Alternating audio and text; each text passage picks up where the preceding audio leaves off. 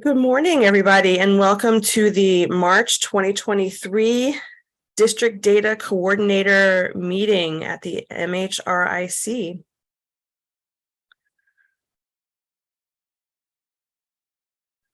Did send out an agenda last Friday. However, there's probably some changes to that. And in the case that you didn't read it, we'll just go over it quickly here. Hopefully these will come in too. You thought you were getting off easy with just 8 points, but there are 12. So welcome to everyone, old and new. A warm welcome to everyone this Tuesday morning. We are going to be starting with some due dates and timelines, followed by data reporting updates and data reporting reminders.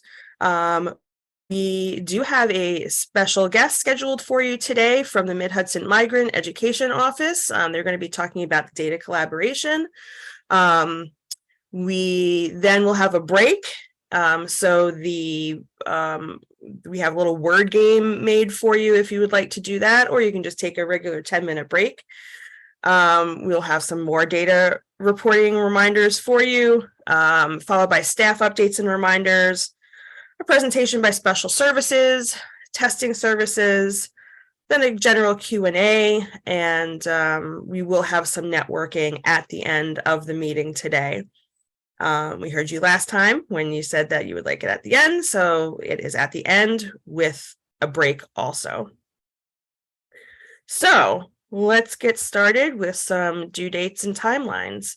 Every time we meet, we start off by letting you know what's coming in your immediate future. So as promised, here's a little bit about due dates and timelines. Let's go. So on March 17th, which has just passed, we had 2 deadlines, the Beds Day enrollment and the FERPL data, as well as the UPK annual enrollment data. So this was just passed. So hopefully last week you were able to get that information up there. Coming up quickly on March 24th, we have My Brother's Keeper and Liberty Partnership Program service records due. The course instructor assignment, student class entry exit, and student daily attendance are due on May 19th. L counts and immigrant student counts data is due sometime in May or June. We're not entirely sure. We have not been given an actual date on that, so we will let you know when SED lets us know. Counts at time of final data poll of L students enrolled in a district for Title III L allocations and immigrant students enrolled in the district for Title III immigrant allocations is what that will be, the L counts.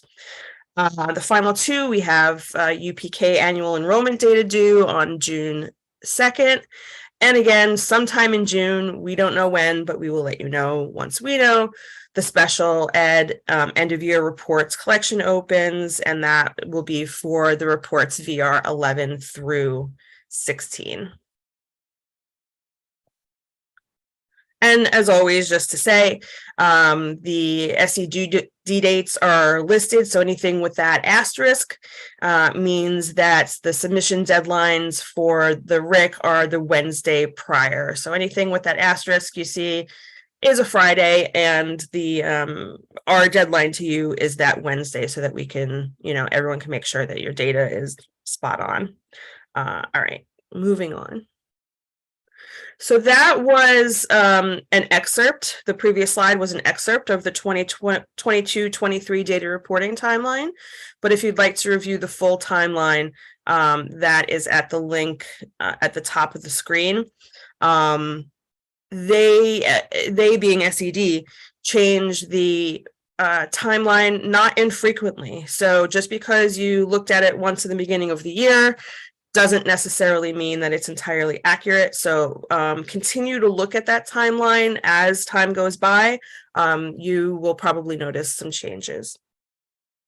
So with that, we have Pam Walkowiak going to talk about some data reporting updates. Good morning, everyone. So does anybody want to know what's new? Okay, let me change that question. Does anyone need to know what's new? I guess you wouldn't be here if you didn't. So let's get started with some updates.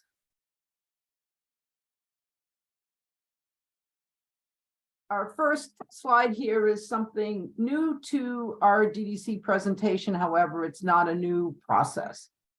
The public school registration process is not something we've covered before. However, when this information is not reported to and approved by SED, it could impact your ability to report your data correctly in the data warehouse. Many districts are unaware of the requirement, so we are relying on you to spread the message. SED must be notified whenever any of the 4 scenarios listed here occur within your district. District administration is not always aware that this process is required for all of these scenarios, and so it may be overlooked. So when a district registers a new school, it's usually fairly obvious. Plans are drawn up that must be submitted to SED, construction crews are hired, and it's a fairly well-known activity. In this case, you are likely submitting the appropriate documents. But the registration of schools refers to more than just a new building. Are you closing a school? You may continue to use the building as an administrative office, but SED needs to be notified that students will no longer be housed in that building. Are you changing the grade organization within your buildings? Is 6th grade moving from the elementary school to the middle school? Are you adding a pre-K program within your K-4 building? SED needs to know. Is a school moving to a new location within your district? SED needs to know. Forms will need to be submitted in each of these cases. Here's how it works. A district must first notify SED by emailing their intent to schoolregistration@newyorkstateed.gov and then submitting the appropriate forms via the business portal under the ESSA funded programs. Okay, now the deadline to submit this information is March 1st of the year prior to when the change will take effect. The astute among you, which is likely all of you, will realize that this deadline has already passed to make changes for the 23-24 school year. However, we would recommend, if you are aware of changes to your district for next year, please communicate to your district administrator that submitting this information to SED is required. It's better to reach out now than wait till next year and find out that you have issues when submitting data. No promises, but SED will likely work with you to get this done. If your district is planning a change for future years, keep in mind that this step must be completed. Questions on these changes can be addressed to the Office of Accountability via their email at schoolregistration@newyorkstateed.gov or via the phone number listed here. Okay. Any questions on that? No questions in the chat, Pam. Okay, so moving on to level 0. And we have some amazing features that will be coming out in the next few weeks. So soon you will notice a new feature in level 0, and we refer to this feature as check all. Most of you will recall that we strenuously remind you to check all when migrating programs, because if you don't, any domain that is not checked and has previously been migrated will be deleted. Even though all categories will be checked, you don't need to worry about migrating a domain that is empty. When you validate the data, level 0 will detect that you have no records in that category and nothing will be migrated. You might ask, why wouldn't you just always migrate everything and not have the separate categories? That's a good question. I ask it all the time. There are times, although rare, when it may be necessary to migrate only certain categories. I personally have not yet encountered one of these scenarios, but I'm told they do exist. If that is the case, you can still uncheck specific categories. When you do that, you will see the warning message here at the bottom to remind you of the consequences. This seems to be a good feature, new feature that will protect us from ourselves. So if you have any questions, let me know. All right, so moving on to our next new feature. Gold highlights, anyone? Personally, I go for white.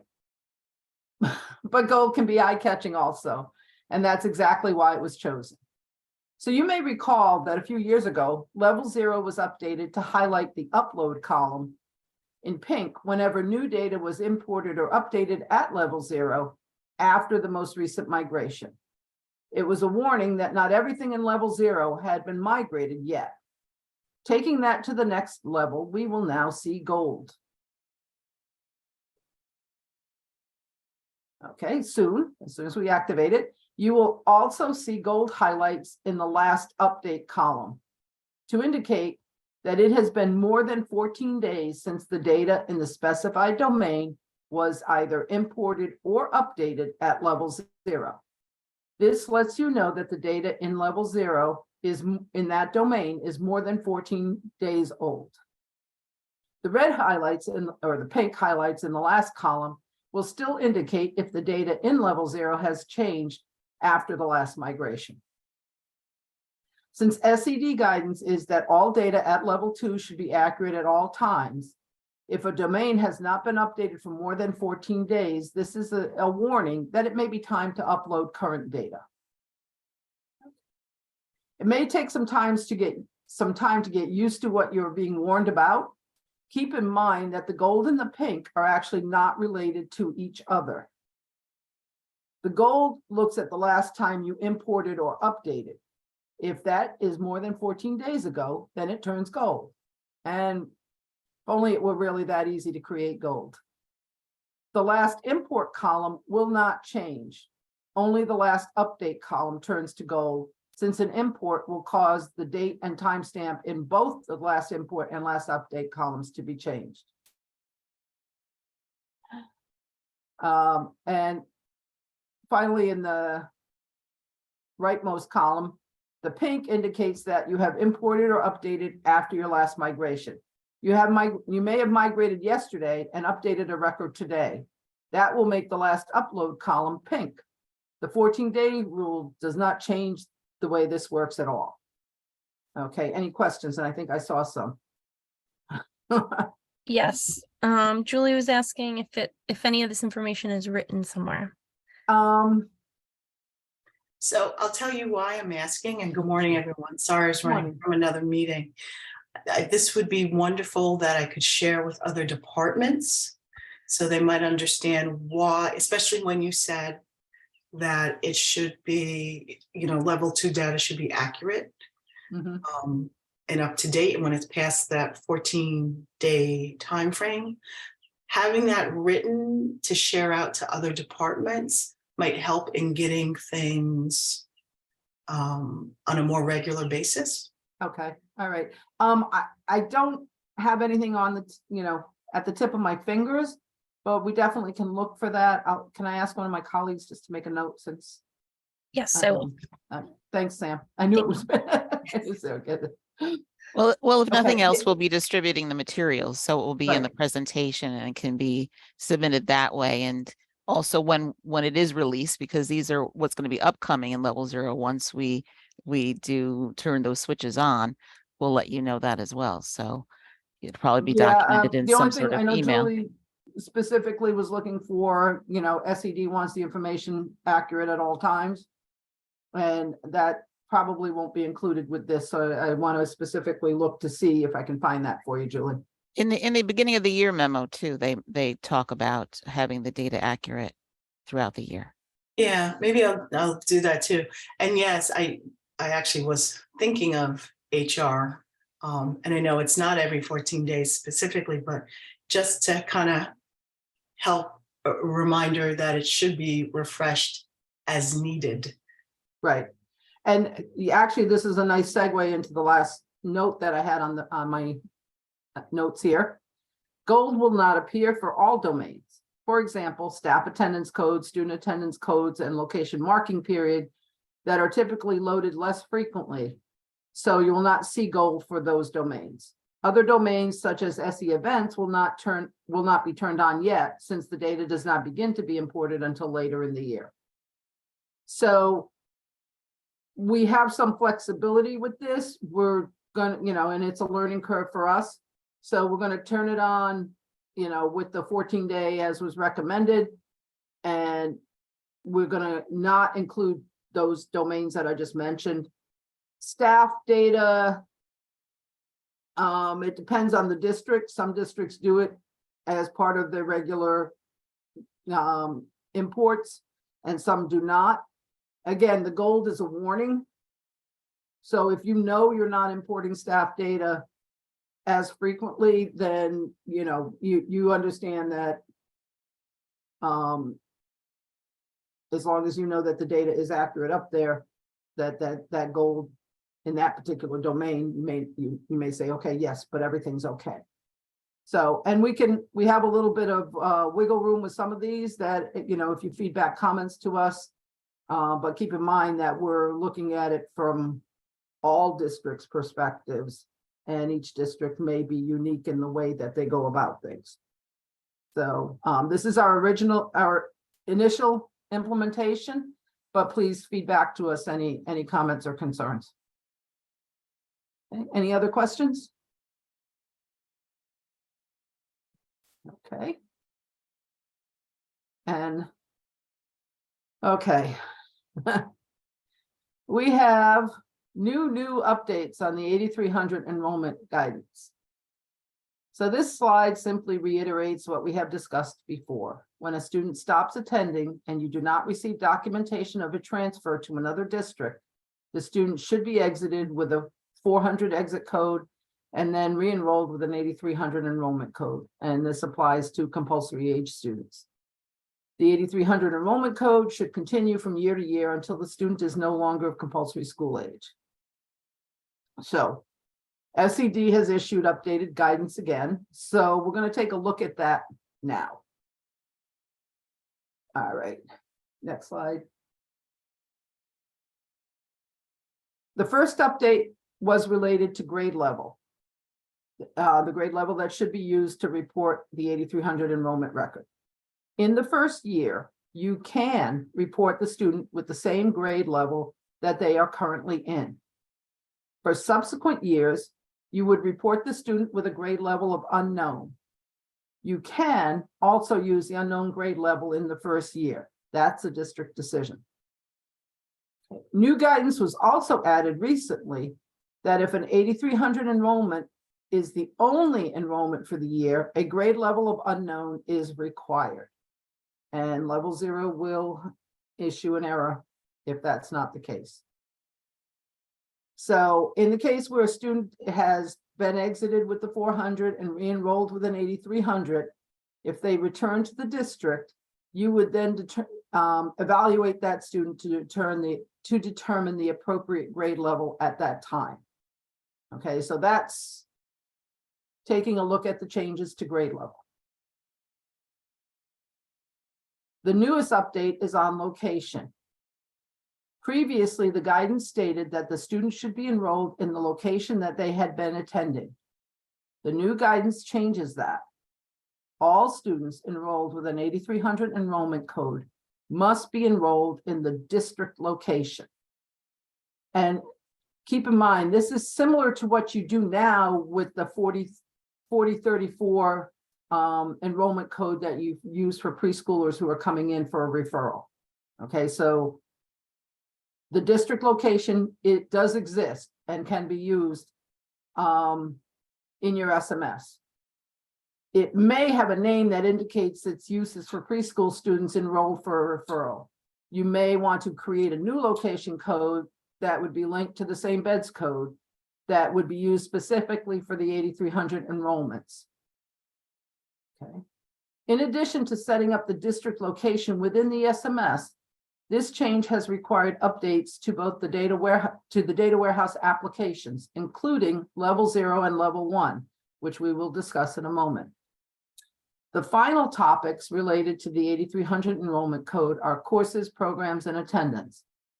Typically, with most SMSs, the specific courses and programs will not need to have an end date because the enrollment exit date will be considered the date that the course of the program ended within the data warehouse.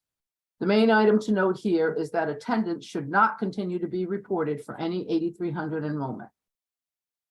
Okay, that's a lot in there to digest, but we're going to move it on to the next level. So the team here at the RIC, there's a lot of interdependencies here. And so we want to take a look at the considerations for moving forward into this new world and what our plan is moving forward. Okay.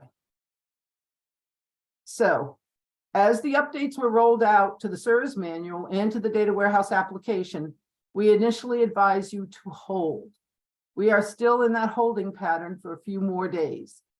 Here are the considerations that we have taken into account when planning how best to transition to this new reporting requirement. So, consideration number one, if you changed the 8,300 enrollment records to the district location today, you will get errors on import to the current version of level 0 that is running at the RIC. This would prevent the domain from migrating. Consideration number two, once level 0 is updated, all current 8,300 enrollment records will generate an error. Although this may not be an issue for most districts, there are several districts in our region that have upwards of 50 8,300 enrollments and one district that has more than 100. So the changes would not be trivial in those cases. The third consideration was that level 1C has already been updated.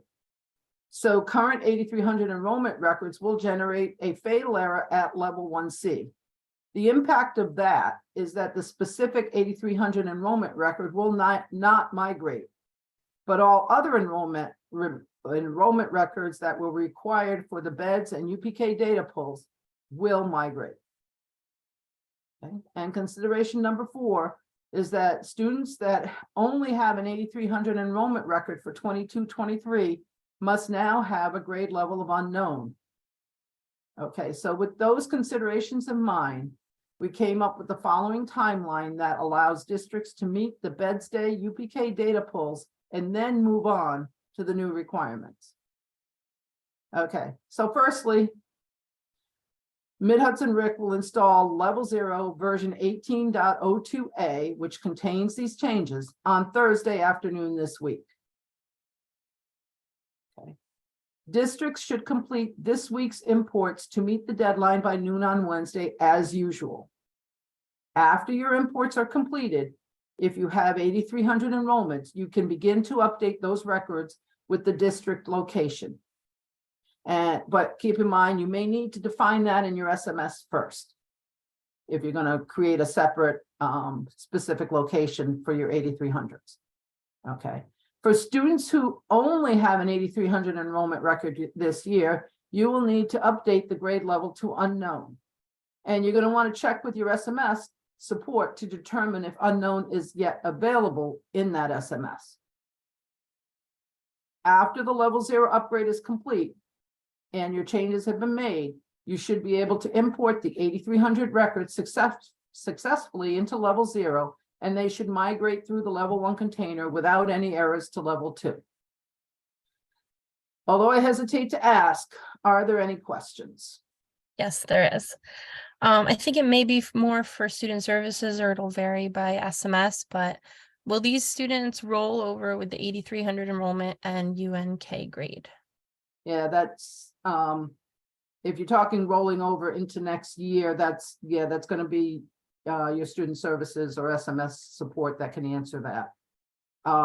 If you're talking, another interpretation of the question, if you're talking about students who enrolled this year with a specific grade level, and next year they would be required to have unknown, again, that's going to be within your SMS and when you do the rollover.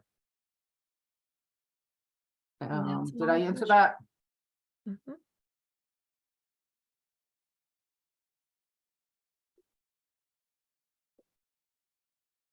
Okay, yeah. Talk to your student services representatives to determine, how they're going to implement that. And that's it for now. All right. Wow, I expected more. Either they're totally bowled over, or I explained it well. Okay, and to help you along the way, we have the following tip. So here's a quick hint on how to determine if you have any 8,300 enrollments that need to be updated. In level 0, go to reports and click on data quality reports in the dropdown. From there, you'll want to select the enrollment report type and the enrollment summary report. This will generate a list that shows the count of enrollments that you have reported by enrollment code. 8,300 is the last column on the right. If you click on the number in the all students row, you will get a list of all students reported with an 8,300 enrollment code this year. And of course, if your list is long, you have the option to download the list to a CSV file to work from. Okay. So we know this is not going to be fun for many districts, and we just wanted to give you a little hint along the way about how to get to it efficiently. There is a comment in the chat Okay. regarding Infinite Campus has not made unknown available. They decided not to update this feature when unknown was optional, and the district followed up and submitted a ticket to them. Thanks, Janet. And Sal, Sal, I see that you know, within Infinite Campus, you can update things if you have access to that. So not everybody can get in there and change it, but if you do have access, you may be able to add it manually in Infinite Campus. Is this a reporting requirement? Yes, it is. For any compulsory age student who leaves your district and you don't get paperwork or documentation identifying where they have gone, you need to exit them with the 400 and enroll them with the 8,300. Okay. All right. And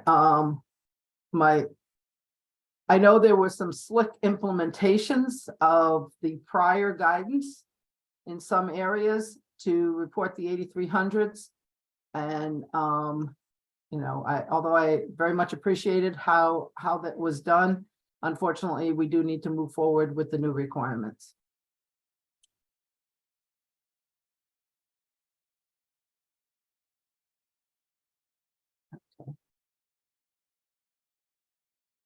Okay, so there are some follow-up ones. Yeah. Okay, so if you add grade manually, have you tested it with the extracts? Okay, Sal, I'm going to let you respond to Janet on that. Because I'm not sure of the answer. And then Sherry asked, do we know why New York State is asking for this information? I thought the old dropout codes were indicators of what happened to our dropouts. Yes, the old dropout codes did indicate what happened to the dropouts. However, compulsory age students are not allowed to drop out. They are using this information to track students of compulsory school age who fall through the cracks, is what we've been told. So they want to know, you know, they want to be able to know students who have just kind of disappeared. And they're focusing that on compulsory age students. High school age students can still be reported with the existing dropout codes. Well, not high school age necessarily, but students who are no longer of compulsory school age. Okay. All right, anything else? I know everybody is busily going to level 0 to see how many 8,300 enrollments they have that they're going to have to change. I think for most of you, it's not gonna be a long list, but there are a few that have a little bit more to tackle. Okay, the last slide is a summary from the service manual of these new reporting requirements. I'm not going to go into detail. We've already discussed them, but that's there if you need a reference. Okay, and finally, the last one for me for now. Several years ago, this is related to a new course code. Several years ago, SED introduced a course code to be used for library courses. It was originally intended for library media specialists or courses taught by library media specialists who were not linked to specific courses, but have responsibilities to support curriculum within the school setting Teachers assigned to a course using this code were required to be a certified library media specialist, or what they would show as teaching out of certification. However, a significant number of teachers were still reported as teaching out of certification in the prior to secondary setting, if the library course was reported with the 99000 course code, but no library media specialist was assigned to the buildings. Recognizing the situation, SED has introduced a new course code that can be used for library courses, specifically in a prior to secondary setting. And that course code is 99899. And it can be used when a certified library media specialist is not assigned to the prior to secondary location. So this should help decrease the number of instances of teachers reported as teaching out of certification, specifically when they're assigned to a library course within that prior to secondary setting. Okay. Any questions there? That one was a little easier and more straightforward. No question. Okay. I'm going to turn it over to Michelle for the last little bit on our new updates. Thanks, Pam, and good morning, everybody. Recently, I was working with a district that encountered a level 0 import error in enrollment, specifically EE20886, which states that compulsory age students cannot transfer to a GED program. The student in question was 16 years old and had turned 16 during this school year. After discussing this with the level 0 folks and SED, they tightened up the language around this in the SIRS manual and added some information about alternative transition programs. So the reason this error occurred is because a student can only be exited to a GED program in the school year following the year in which they exceed compulsory age, which in most cases means after the year in which they turn 16. Unless it's an approved alternative transition program or ATP. You might ask, what is an ATP program? So if we go to the next slide. Well, like GED programs, ATPs provide options for students who are at risk of dropping out of school to remain engaged in an alternative learning environment that focuses on their particular skills, abilities, and learning styles. However, ATPs are different from GED programs in that they are specifically for students of compulsory age. So districts must apply to SED for approval of an ATP. Some information regarding enrollment for students in ATPs are as follows. There will be the 00 enrollment in the home district at the ATP location and a 0055 in the BOCES or other LEA operating the program with appropriate location code. All right. There is a link there on the slide as well that can give you some more information. And from that page, there's also a listing of both approved GED programs and approved ATP programs. All right. Are there any questions there? No If not, okay. If not, I'll be back a little bit later, but I'm going to pass the talking stick back to Pam, who will be presenting some data reporting reminders. Okay, that break was good because I got to take a sip and now I'm ready to go again. All right, so now that you know what's new, let's move on to reminding you about all those things that you have done before, but still need to be done again. And usually they only happen once a year. The first reminder, actually, well, all right, is about the grade 9 entry date. Okay, so the grade 9 entry date is a critical piece of information that is used to determine the student's cohort and may impact accountability numbers. You may have noticed an informational message at level 0 if a grade 9 entry date is imported that does not match what was reported in a previous year. There are times when it is legitimate to change a grade 9 date. However, SED has noticed a much higher than expected occurrence of these changes. So we're reminding you, according to SED, the primary reason that a grade 9 entry date should be changed is when a district enrolls a student into high school who is non-English speaking, and newly arrived in the United States. In this scenario, if the student's level of literacy in their native language is low, it may be difficult to determine the student's correct grade placement. SED guidance states in this instance, schools are allowed at least 1 year to determine the appropriate grade level for this student. Upon enrollment, the school should assign the student to a grade level based on best judgment. This temporary grade level should be reported in the first year of enrollment. Before the end of the second year of enrollment, the school must evaluate the student and determine the appropriate grade level. The school would then determine the year of first entering grade 9 from the grade level assigned to the student before the end of the second year of enrollment. Initially, the temporary grade level should not be used. The initial temporary grade level should not be used to determine the year of first entry into grade 9. Okay, that's state ed's perspective on when the grade 9 entry date can be changed. However, we're all aware of other factors that may impact this. And in these other situations, the best scenario is to prevent it from happening if at all possible. So the first scenario is a grade 9 students who are retained in grade 8. Most districts roll their 8th grade students into grade 9 about midway through their 8th grade year in order to work on the high school schedule for the following year. Reality is such that some 8th grade students will likely be retained. Districts should ensure that the 9th grade entry information is not reported to prevent creating a need to change the grade 9 entry date. Okay, so due diligence there to make sure that if a student is retained, that all of the grade 9 information does not make it into the data warehouse.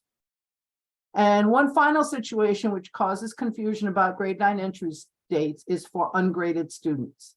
And the next slide has a few more details about that situation. Okay, so the guidance to determine the grade 9 entry date for ungraded students is as follows. The grade 9 entry date would be firstly, the first school year during which the student enters a school where the earliest grade is grade 9. Okay, that's fairly definitive and easy to determine. Secondly, when the school has both grade levels below grade 9 and above, then the grade 9 entry date is determined by the student's first participation in a grade 9 program. Okay, for example, are they taking grade 9 music or grade 9 art, or and as soon as they do that, that would determine their grade 9 entry date. And if neither of the above situations occur, then the year in which the student turns 17 should be reported as the grade 9 date. Okay. Since many ungraded students attend out-of-district placements, it is a bit more difficult to ensure that you have all the information needed to make this determination. The goal is to accurately determine this information the first time so that it does not need to be changed. And I also understand that when students are coming to you from another district, you cannot always assume that the date has been calculated accurately. The best practice may be to annually review all ungraded secondary students and verify their grade 9 dates. Okay. Any questions there? Good. I mean, okay, moving on. Okay, my next topic is CTE data reporting. Okay, this is a reminder for both districts and BOCES. Much of CTE data is now reported by the program provider, and which is often BOCES. However, the information reported needs to be reviewed and verified by the districts. There are level 2 reports, specifically the SIRS 305 and 345, which allow the districts to see and verify the data that is reported by BOCES. There are 4 primary BOCES within our region who are working on importing their CTE data. There are also students from some districts who attend CTE programs in neighboring BOCES, such as Rockland or Putnam, Northern Westchester. These BOCES must also report their data for our students who attend their programs. And finally, there are some districts within our region who offer their own CTE programs and must report the data themselves.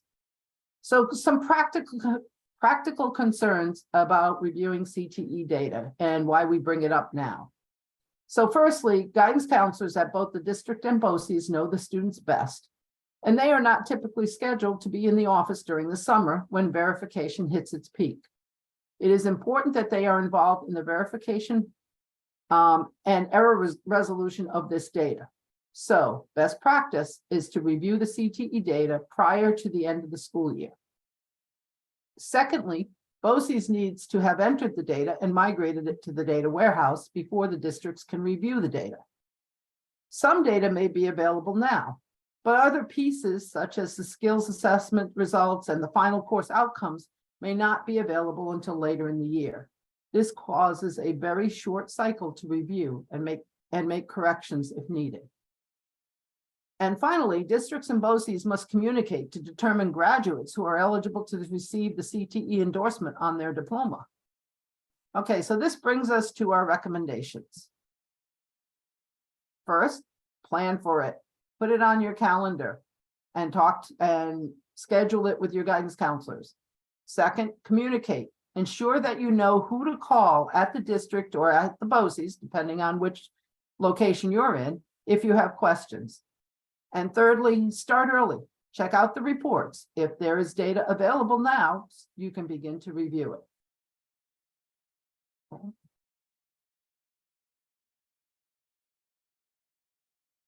Next topic, more on verification.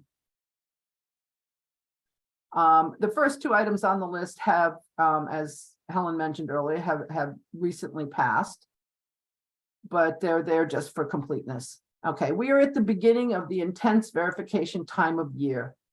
It's almost as exciting as tax season. Helen has already reviewed the due dates and timelines, but here are some additional details on each of those deadlines. To pull it all together, this chart takes the upcoming due dates that Helen had reviewed with you a few minutes ago and answers some questions for you. Basically, it shows when is the data pull, what data is being pulled, where can you find the reports containing that data, why do you want to review it, and who you may want to have looking at this data. The how you accomplish this is up to you. Note that the why is often related to funding that districts will receive or not receive, or information that appears on the schools or districts' report cards. In either case, you will want to ensure that this information is as accurate as possible. Make sure you or a member of your team are reviewing these reports. You should plan on reviewing the listed reports several weeks before the due dates to give time to make corrections and verify those corrections. I won't read through the entire list, but you'll want to ensure that someone is reviewing the listed reports for programs within your district. Okay, and that's all on that. Moving on to our next slide. So this is just a reminder of some information that may assist you in your review of those level 2 reports. There are level 2 report guides for most, although not all, level 2 reports.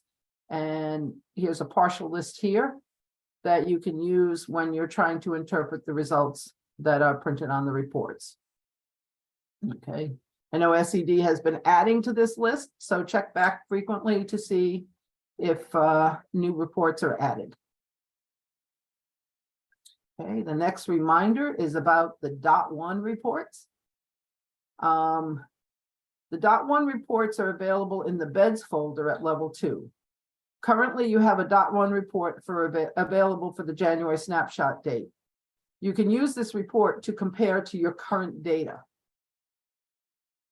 Changes could have been made to correct inaccurate information, or a change may indicate that the current information is no longer accurate. Either way, it's a good idea to take a look and compare.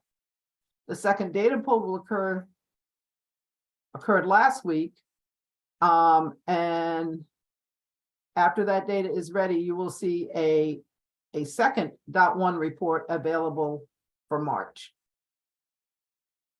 All right. That was a quick reminder. On to our next quick reminder. This is related to the staff and course data pulls that are coming up in May. Resolving errors in this area can be time consuming, so make sure you're looking at the reports early. As you review the data, here's a handy list to keep with you. This shows the courses that do not require corresponding student class entry exit records. When such services are provided on an ad hoc basis where scheduling of students is not practical. If these apply to you, you want to make use of them. Note that the AIS courses listed here as supplemental appear on this list. Also note that the last course code we talked about earlier, and it was recently added to the list, and that's the 99899 code for library in the prior to secondary setting. Okay. Another quick reminder. This slide shows the definition of immigrant from the service manual, and we probably are mostly familiar with that. I'll leave that's there for you to digest at, if needed. But what we want to remind you to do is review your students to ensure all eligible students are reported as immigrants. All right, make sure there are no omissions.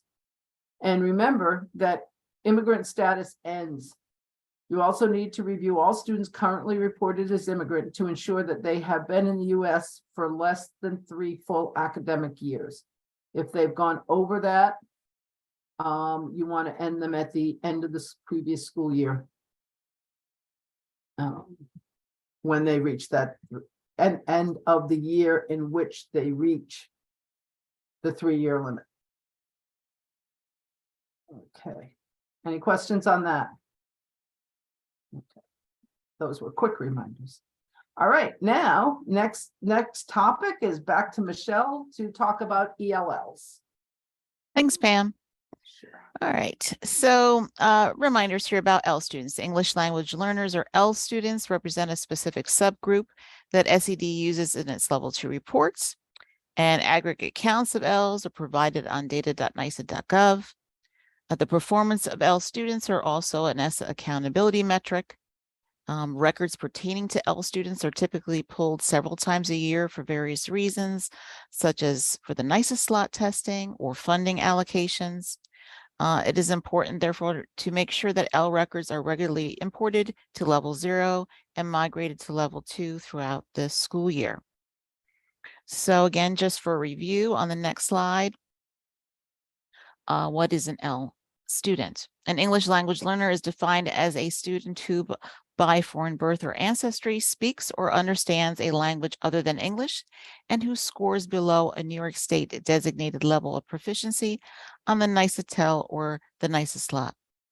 And as Helen mentioned at the beginning of our meeting, final L counts for Title III funding allocations, along with the immigrant student counts that Pam was just talking about, will be due in the May-June timeframe. We will notify you as soon as the exact date is released. Please note that these are counts of all L students at the time of the pull, not just the L students enrolled as of Wednesday. So let's review the pertinent reporting guidance related to L students.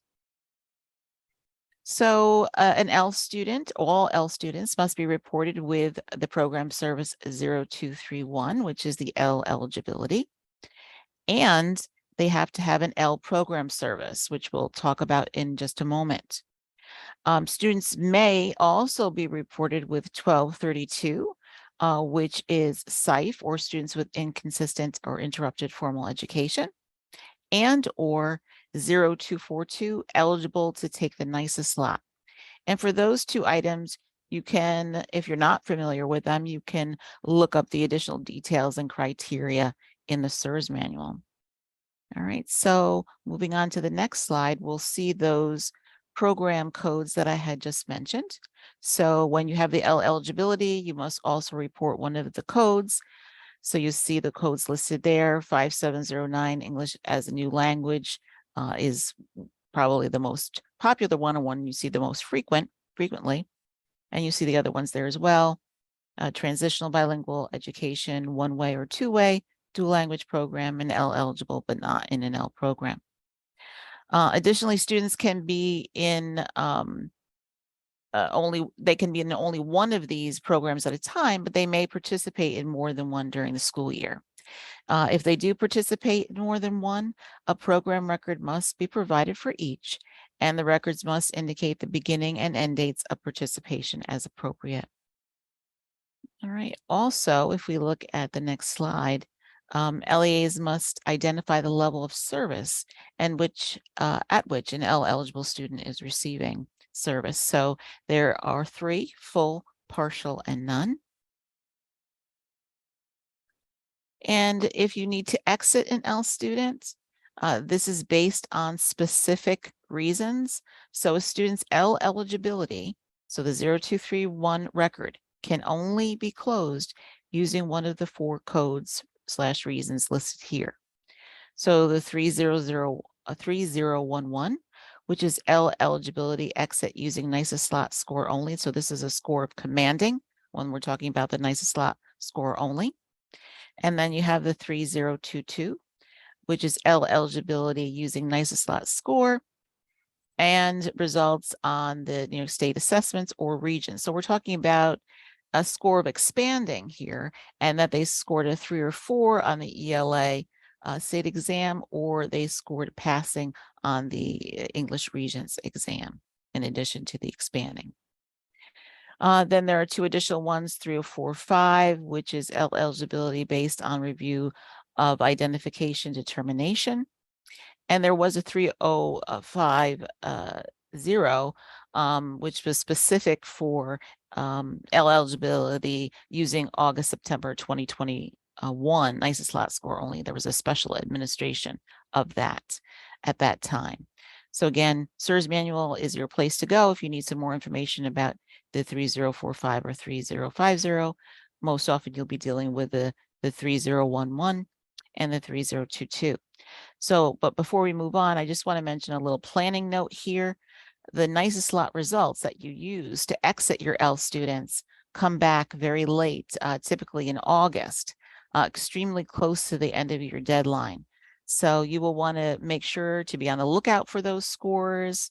And of course, we'll let you know when they're released, but you want to have staff available to make sure that these updates are in the source system so that the data can be imported to level 0 and migrated to level 2 by the end of your deadline. All right, so speaking of closing out the L eligibility, if a student's 0231 record is closed, the following program service records must also be closed. And that would be the 1232, which is the SIFE, and the L program, the 5709, English as a New Language. And verification. So if we move to the next slide, we'll talk a little bit about L verification. So both the SIRS 650, the L profile report, and the SIRS 401, the reasonableness report, and that's the one you're seeing a screenshot of on the slide, is the SIRS 401, but both of those reports will list students reported as L at any time during the school year. So it is important to know what the requirements are for any related data pulls. Is the pull for L students as a BES day? Is it for L students up through the date of the pull? Is it for all L students for the entire year? Both reports will count all students who are identified as L up until the last refresh, and will include students who were L at some point during the year, but later transferred out of the district. An advantage of the SIRS 650 is that the report can be filtered on enrollment status. So you can filter on active, inactive, or all. So when verifying, make sure you know what data is being collected for that specific pull. Also review the data for both accuracy and completeness. The data that is included may be accurate, but you also want to make sure that there isn't any missing data. Right. And those tips specifically there are true for any SIRS data pull. So to reiterate, for the May-June data pull, you want to verify the count of L students at the time of the pull. Even though the reports may list students who left the district earlier in the year, that's okay. Nothing needs to be changed. And unless there are any questions, I'm going to turn things over to Helen. Thanks, Michelle. Not hearing any questions. So let's go ahead and move on. We have a little interlude for you in our meeting today with the Mid-Hudson Migrant Education Office. Mary Ellen and or Steve, are you with us today? We are. We are both. Excellent. Welcome. Welcome, Mary Ellen and Steve. Mary Ellen Willington-Kaus and Steve Wendell are from the Mid-Hudson Migrant Education Office at SUNY New Paltz. And they have a little presentation for us today. It's going to be about 15 minutes. Steve and Mary Ellen, would you like to share your screens? Yes, please. Okay, let's see if I can find you and make you co-host. So Mary Ellen, I see you. I'm going to make you a co-host. And Steve Wendell, I'm going to make you a co-host. Okay, so you should be able to go ahead and share your screen now. I've gone ahead and stopped sharing. Okay, I don't need it right away. I'm just going to get started if that's okay. And I'll pull it up as I need it. So welcome, everyone. We're really happy to be here. I'm Mary Ellen Whittington-Kaus, and I'm here with Steve Wendell, who's our data manager and statistician. If you have ever had migrant students, you may have communicated with me and or Steve, and many of you already work really closely with us, so we appreciate that and thank you. If you haven't had any migrants eligible students, you may have connected with us if you have been monitored by Title I, as we are funded through Title I Part C, and there are certain requirements that every district has to follow. Steve will be reviewing that process with you later on. So we are one of 8 regional programs who are federally funded to provide supplemental education and support services to migrant eligible students. We serve 7 counties, with the majority of our students in Sullivan, Orange, Dutchess, and Ulster counties, but we also have students in Rockland and Westchester, and infrequently in Putnam. Our objective today is to provide you with some info on migrant eligible students and to outline the basic requirements that districts have to comply with regarding migrant student data according to the New York State Education Department. For example, on March 9th, you received a memo from Teresa Billington related to migrant student data verification, which happens in collaboration with us. And again, Steve will touch on that as well. Because our time is so limited today, I'm going to place our emails for you to reach out to us directly if you have any questions. And please know that Steve in particular loves questions. He usually has answers for them, so he's the better person to reach out to. Mobility is the distinguishing characteristic of migrant students, which is one of the challenges for you as data managers. As a result, your migrant student list can change at any time of the year as students arrive and depart. Steve will share that anytime a student is eligible during a school year, they remain eligible on our list for the whole year, which is one of the places where we're always challenged to reconcile our data. I'm going to briefly talk about migrant student identification before I turn it over to Steve. I just want to share that we receive referrals for migrant students, potential migrant students, from a variety of sources. One is referrals from other METs throughout New York State or from another state when a family provides advance notice of a move. Not as common as we would like because of the migrant lifestyle. It isn't always possible for parents to let someone know in advance that they're moving.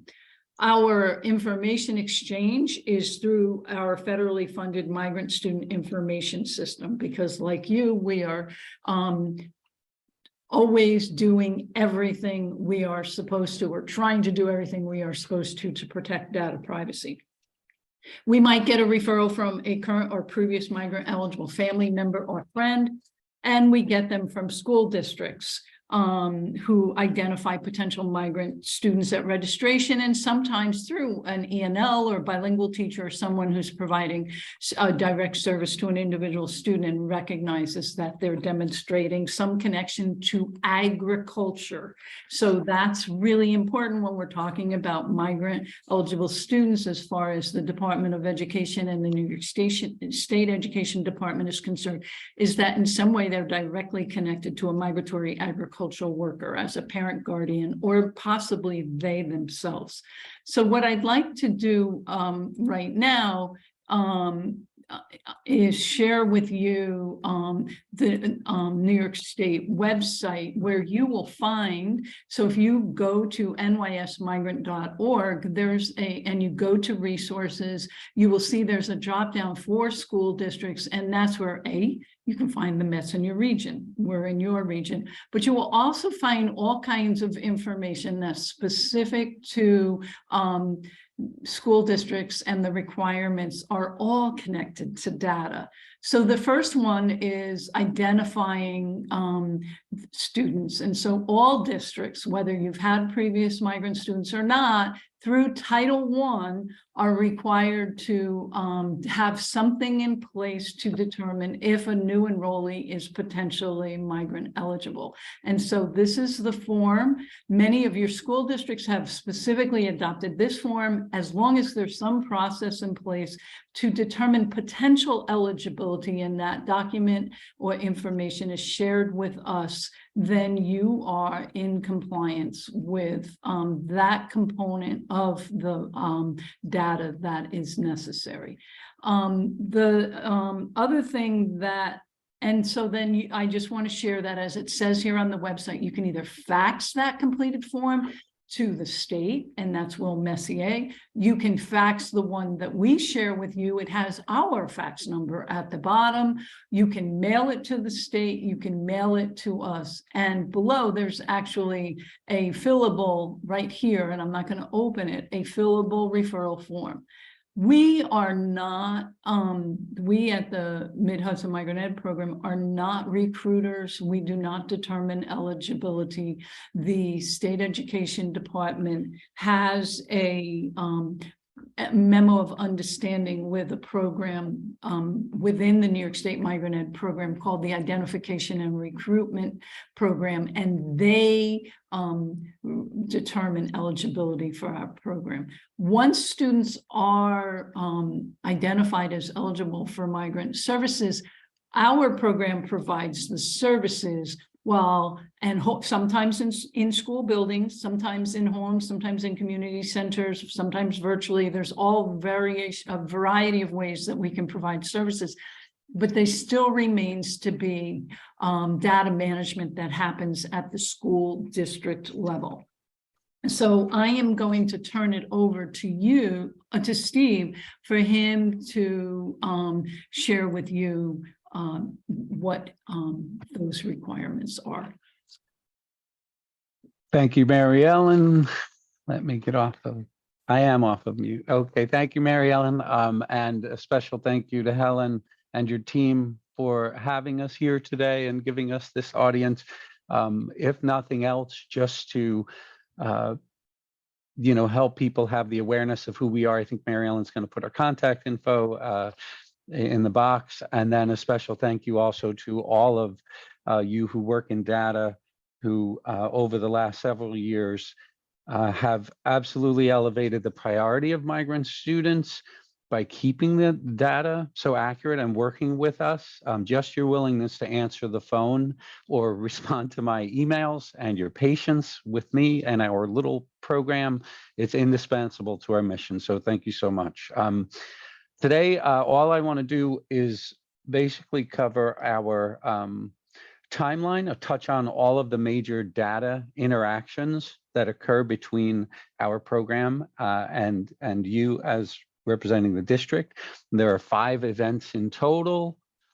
4 of them are sort of fixed in time, right? So when the school year starts, the first interaction is that you should receive, your food service officer and your superintendent should receive what's called the lunch letter. And it's our way of communicating who we believe belongs on your free and reduced lunch lists. And that process usually involves some negotiation. We can receive new students and it says the student is in 11th grade, they're going to X district, and then that student is 17 or 18 years old and they never really enroll. So you might get names from us that aren't accurate, you know, and I fully admit that up front. So that's why I thank you for your patience along with your dedication to what you do. But each time we interact, this is true of all the interactions, I sort of work, it's almost like I work out of a closet in terms of getting information that recruiters are trying to collect from parents, sometimes not in a formal setting. And that can kind of cloud the spelling of a middle name, right? Can have our data not match. So when you get that lunch letter in the fall, I look forward to negotiating with you to get it just right. The next big interaction, Mary Ellen touched on Title I monitoring, right? And here is where I feel like I have something that I can offer, right? We're here to help you demonstrate for your district, if you're who we work with directly, demonstrate for your district that you meet the 4 big requirements for compliance with this Title I Part C migrant education monitoring. And those requirements are that the district collaborates with MigrantEd at least once a year to maintain current and accurate lists. Secondly, that you in fact keep a list and that you back that list up with copies of the certificate of eligibility document that's sent to your superintendent when a student is found migrant eligible. The third main requirement for being in compliance with Title I Part C is that the district screens for migrant eligibility at enrollment. And like Mary Ellen said, actually virtually all districts, I don't know if there's any district who hasn't adopted the parent survey questionnaire and doesn't use that at registration to help us find all of those migrant students who are out there. And then finally, that the district provides migrant education, and this is more of the ask part, right? Provides migrant education with educational records, transcripts, report cards, and even health records at times, right? An IEP, that the certificate of eligibility acts as a release, and it's plainly on the document. And so you're spreading that word, or you're understanding that that's true, so that when I call you, you're willing to interact with me because you have the certificate of eligibility, helps make our work possible, because you hold all the keys at the district and building level. And sometimes we need to access those. The next interaction, and they happen almost contemporaneous. Title I monitoring starts. We get a list of a dozen, usually 20 schools. This year it was like only like 9 for desk review and coordinated review. And six districts, we've completed the process already. 3, I'm having a hard time hearing back from, but I'm also transitioning now into the reconciliation, right? That's what we call the verification or reconciliation of the level 2 data. The state sends me a list and it says, these school districts aren't reporting these students who have a certificate of eligibility.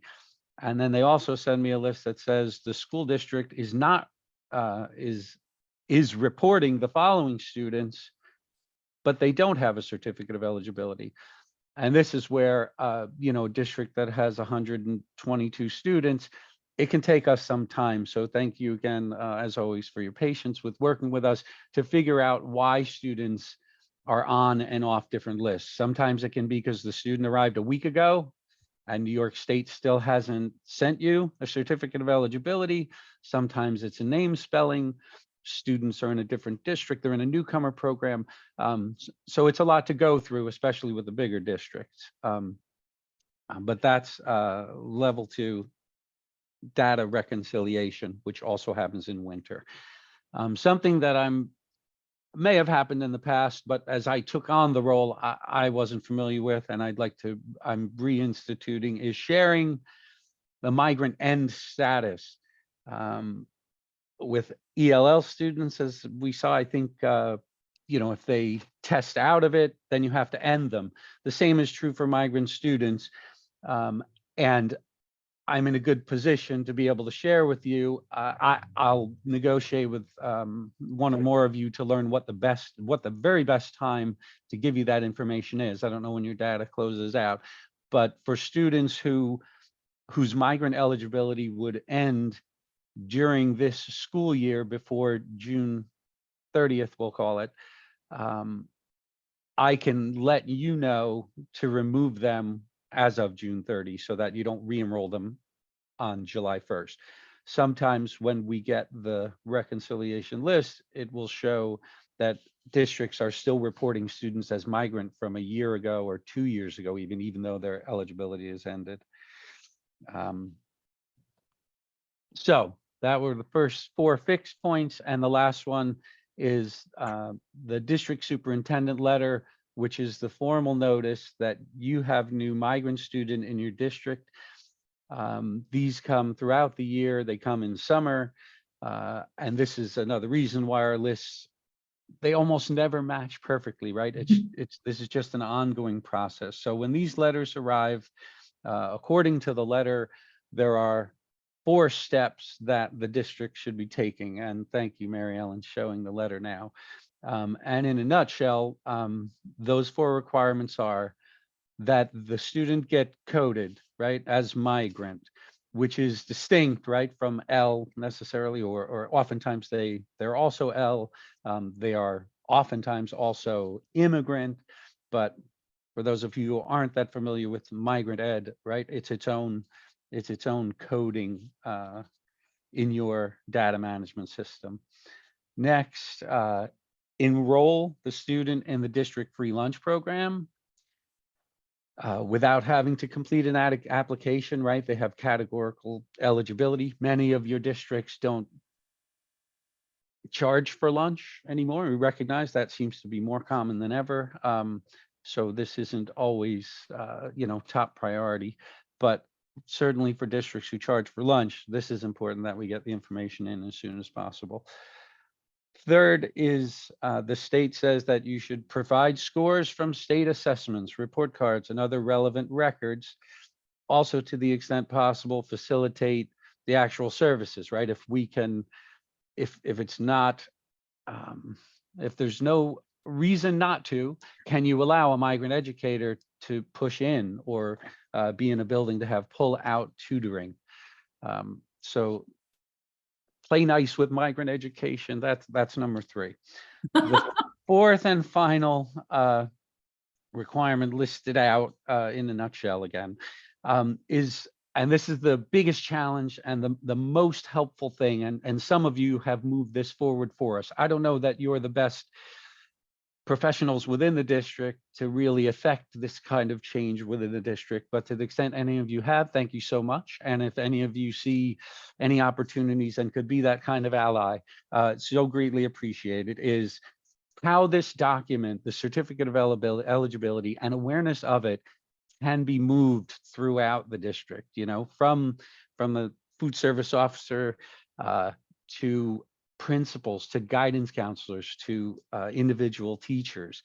The instructions include moving it to the student file, a hard copy in a student file, and communicating to all relevant personnel, everyone who interacts with that student, so that when migrant ed shows up, when migrant ed calls, when migrant ed emails, that there's an understanding that there is, by virtue of being found migrant eligible and having a COE, a certificate of eligibility, issued for that student,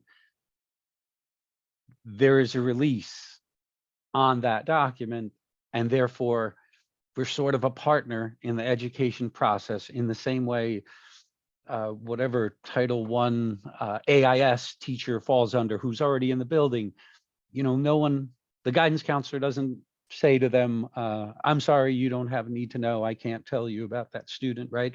So, and we're from outside the system, we're a really obscure little program. So we're just trying to do everything we can to sort of raise that awareness and try to. In the past, some of you have allowed me to CC you, right? If I'm trying to get a group of transcripts from a building, something like being able to CC you on it, so that when someone pushes back or asks, and everyone should protect the information, right? That's it's a line to walk here, that we're asking that they give us full access to this and respect fully that they have to protect and that you have to protect FERPA, right? Privacy of the student information. So in any event, those are the 4 big requirements. Thank you for recognizing us and bringing us into the fold again, Helen, and all of you as being under the big state ed umbrella. When I first started, there were times when people thought we were just an advocacy program related to farm workers. They certainly weren't sharing any data with us at that point. We've come a long way, and it's mostly thanks to you, and time is up. Thank you so much for the time and the extra little bit of time that we took. Helen, I just want to, 2 things. One, say, I know that Steve said a couple of times, small little program. I want to say that we served over 1,000 students last year. And that is preschool to out of school, youth under 21, and a number of the districts that are represented on this call today have a lot of migrant students, and they know when they're gathering data and report cards and the like for us, it feels like a lot of students to them. So I want to say that. I did want to ask if folks could, I don't know how to survey informally without setting up a survey right here and right now, but a question might be like, I just want to, it would be great to get a sense of how many of you are using the parent survey. And since there isn't an easy way to survey you, to just invite you all, if you have any questions, to please contact us and we will help you implement it. And as I said earlier, you can go to nicemigrant.org, nysmigrant.org, and you will find in the resources under school districts, all of the forms that we have discussed, all the letters, the memos are right there for your review. And so again, as Steve said, thank you so much for your time. This is Pam. I'm on the data management team, and I just wanted to forward you, there were a couple of questions in the chat. And well, I'll try to read them, but what are the advantages to the family of being identified as migrant? Now, I know you mentioned that they, are automatically eligible for free lunch. But the questionnaire is saying we get families who are hesitant to being identified because they don't realize what benefits they will receive. And then the second part of that question is, what do families need to go through to be identified as migrant? Again, trying to address the fear of being identified. Can you talk to that for a minute? Sure. I appreciate those questions, and they're great. They're common, unfortunately. So what we do is, like with the L's, we have 3 years from their qualifying move to provide instructional support and advocacy. And so we do provide direct instruction to our priority for students, priority for service students. Those are students that have, the move has been in the last year and they have at least one risk factor, which could be being an L. It could be low grades, failed state tests. And so we then prioritize those students, and they get support, direct instructional services from us. As a state, we offer many regional and statewide programs for adolescents, and all of our students in our local program receive school supplies when they first arrive and at the beginning of every school year, which are really important for our students. But we provide support services in the way of helping. Enrollment is a really challenging issue for many of our families because, like I said, they move quickly. They don't always bring all their papers. So they have a hard time proving they reside in a district. If they're double or tripled up, which is very common, then school districts are supposed to enroll them through McKinney-Vento. But if you ask a migrant family if they're homeless, they may not even understand what you mean. And so we have, when we try to help parents understand what being homeless means, they're like, but I know where I live. And so it's a really interesting delay that we try to mitigate by providing support in the registration process. And then, so school enrollment's a big one, helping them to get their vaccinations if necessary, communicating with guidance counselors, supporting the school district and supporting them in understanding what their unique needs are. We can come into a school district and provide professional development. But for that parent, they need to know that we do not, everyone is eligible for a free public education. We're not asking about documentation. Our staff are bilingual, so they speak the language of our families, which is really useful in relation to schools. And so, again, and we have lots of parent resources right on our website that we share directly with them. So I hope that answers your question. Thank you, Mary Ellen. I hope everyone sees the poll that we did put up there. We had a 55% of the people who answered the survey, 55% says yes, they use the parent survey, and 45% say no, they do not use the parent survey. So there's a quick down and dirty for you, Mary Ellen. Thank you. And anyone that doesn't use it that wants support, please reach out to us. Excellent. And we did have another question about, is the parent survey form available to download from the website? Now, I think you mentioned there was a state form and then there was your form. Right. So, What I can put in the box after I'm done is a link to ours in English and Spanish. The one I put up is only in English, and it's the state one off the website. And I will put in the chat box the English and Spanish that would come directly to us. perfect. Thank you so much. Excellent. Thank you so much.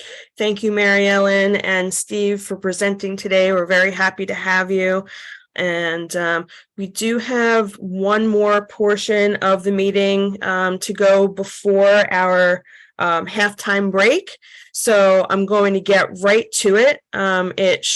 We should wind up with this in just a few minutes. So no breaking your brains before the break. Here we go. All right. Let's see if I can get back to my slides. Okay, so we're going to talk quickly about the process and template for adding level 0 locations. And everybody knows the first rule of real estate, which is location, location, location. And you'll notice that there's an extra location here because there are 4 items that need to be set up correctly in order for you to report a student in a new or changed location. So where do you begin? Well, adding locations is a fairly straightforward process, and it gets easier every time you do it. So let's go. The first of 4 items that you will need is a district ID. This is the whole form that we send out to you blank, and this is how to fill it out. So the district ID is a unique 8-digit alphanumeric code. So let's find out where you can find this alphanumeric code. You can find your 8-digit code in level 0. There are other places to find it, but this is a super easy way. You're going to go into level 0 and your district is going to be right there. So public districts start with NY. So it's always going to be not NY followed by 6 digits. And that's the number that you would put in here for the district ID. The location ID is a little bit more involved than that. The location ID is assigned by the district, and it uniquely identifies the building in which a student is receiving a service. Maximum characters here is 6 digits. We do request that you put a 6-digit code. We also know that there are some districts that use a different naming convention like that. And that's standard for their districts. Some of them use alpha included in that. You know who you are. But if you do not do that for your district, that should be a unique 6-digit number. Well, how do I define? Is it just off the top of my head? How do I get there? This is one of the ways you can determine the location ID for this particular location. This is a level 1 report. So you would go to location report by district in level 1, team content 1.0 verification reports, and 9.3 district lists and locations. You will be presented with this report, location report by district. And it shows you all of the districts that you have ever had defined in level 0. They may not be active today. It may have been 10 years ago, right? But it shows you all of the location IDs. Of course, here it's named differently. It's the school number, okay? But these are the IDs that you are concerned about. So for instance, if you have a brand new location and you want to name it as location ID 000121, well, you can't do that in this district because, as you see, 000121 has already been taken by another location. So this code, this location ID, needs to be unique per location. You cannot reuse the location ID ever. So whether you used it in, 2012 or whether you're using it now, it doesn't matter. If it ever existed, you can't reuse it. Oh, and also remember, like a lot of level 1 and level 2 reports, there's this handy dandy page down hidden over here in the lower left-hand corner. So this district, since that page down is active, has a lot more locations than this. So if you want to see your whole list, you have to page down. And if you do have to page down and you have a lot of things there, you might want to go ahead and run a report, download it as a spreadsheet or as a PDF so that you have it for your reference and don't have to look it up every single time. Okay, come on, mouse. So once you have defined your location ID, you also want to define your building name. Now, SED defines all locations with a name that is 40 or fewer characters because they know that that's what their programming accepts as a location. The location name or the building name has to be 40 or fewer characters in order for me to add it to your level 0 location tables. So, like I said, SED predefines this, but if you don't want to use the SED predefined name, you can name your location anything you see fit, as long as it's 40 or fewer characters. The last bit of information this form needs is the beds code, and the beds code is a 12-digit number, which you can look up in SEDREF. We do have the link up here that goes directly to SEDREF, or we're going to show you another way to get there. So here's SEDREF as a little aside. How we got here is we went to the portal, portal.niced.gov, and down on the lower left under the public links, you will find the SEDREF query. I happen to be logged into the business portal when I did this screenshot, but you don't have to be logged in because, as you can see, this is a public link. So you can go directly to the SEDREF query in order to look up an item, a location's beds code. So once you do that, you will be brought to the SEDREF general search screen. And mind you, there are many ways to look up a location, look up an organization. Any of these fields can be used. Any combination of these fields can be used.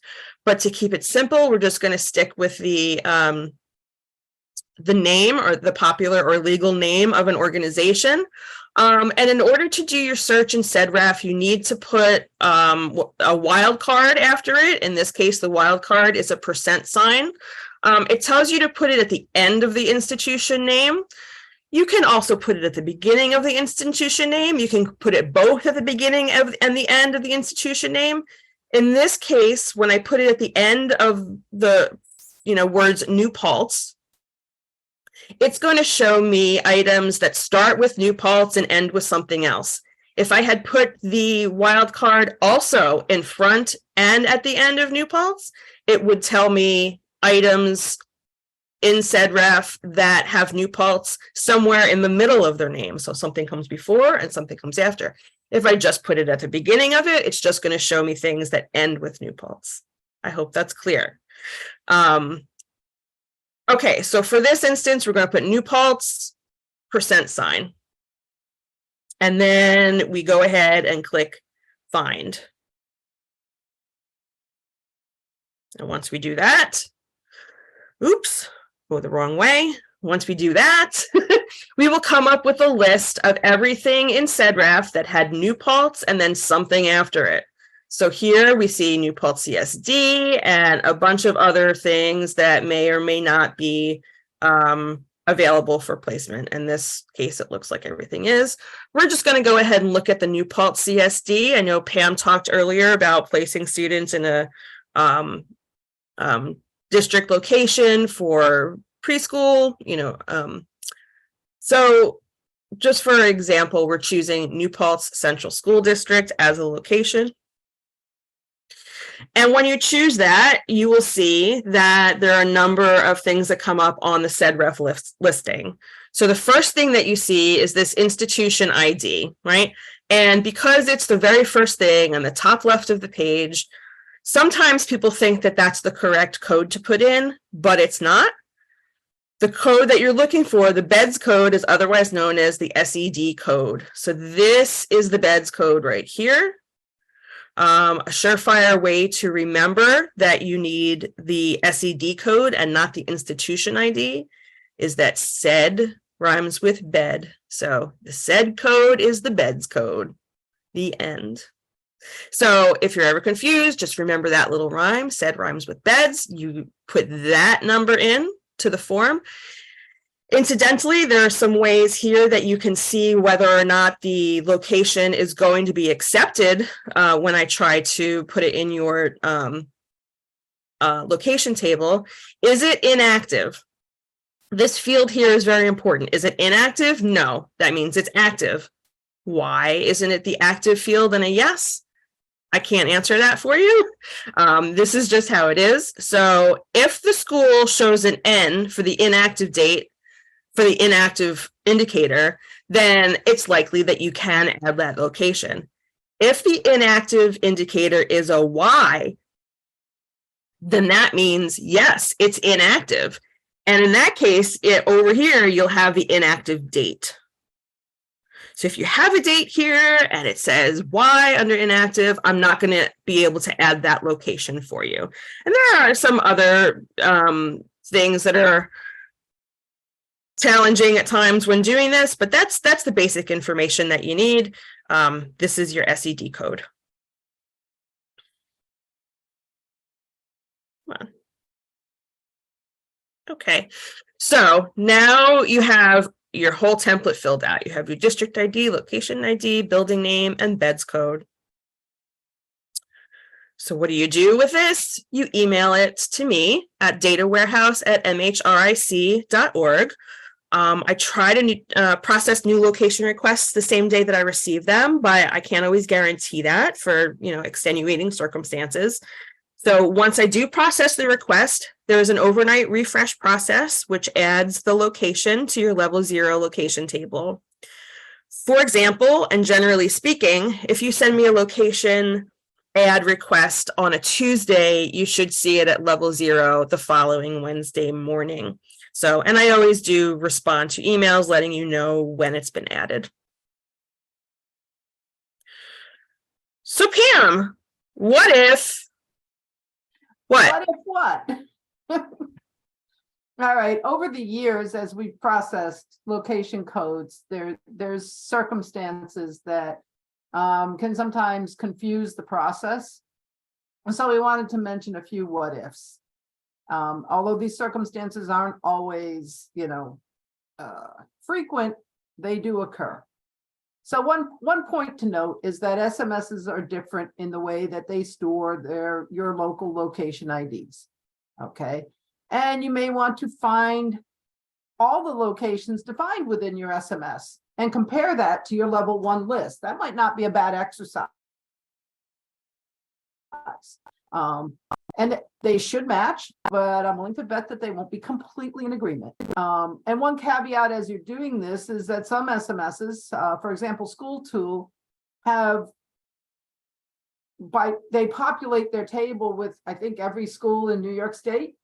So in that case, you may want to only compare to the active schools you have within your district. And if you want help with that, you might want to talk to Student Services to assist you in generating a list such as that.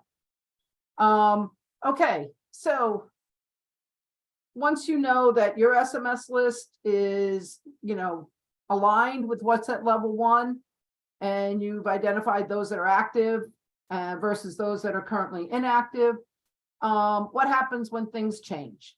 Okay, and what causes those changes? Well, sometimes schools change locations, which can change the beds code. Okay, and the reason for that is that the beds code is composed of codes. Districts 1 to 2 identify the county that the school is located in. Digits 3 to 4 and identify the city or town where the school is located. So we've seen private schools or preschools move from one town to another, which would cause their beds code to change.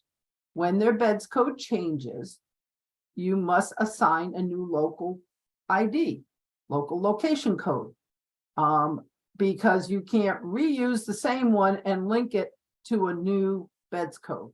All right, so just be aware of that. Keep in mind that sometimes the beds code changes. Okay. And similar to what Helen was talking about with schools become inactive, there are also situations where you may encounter a school that's really new and their beds code is not available yet. If it's not available, Helen won't be able to define it for you.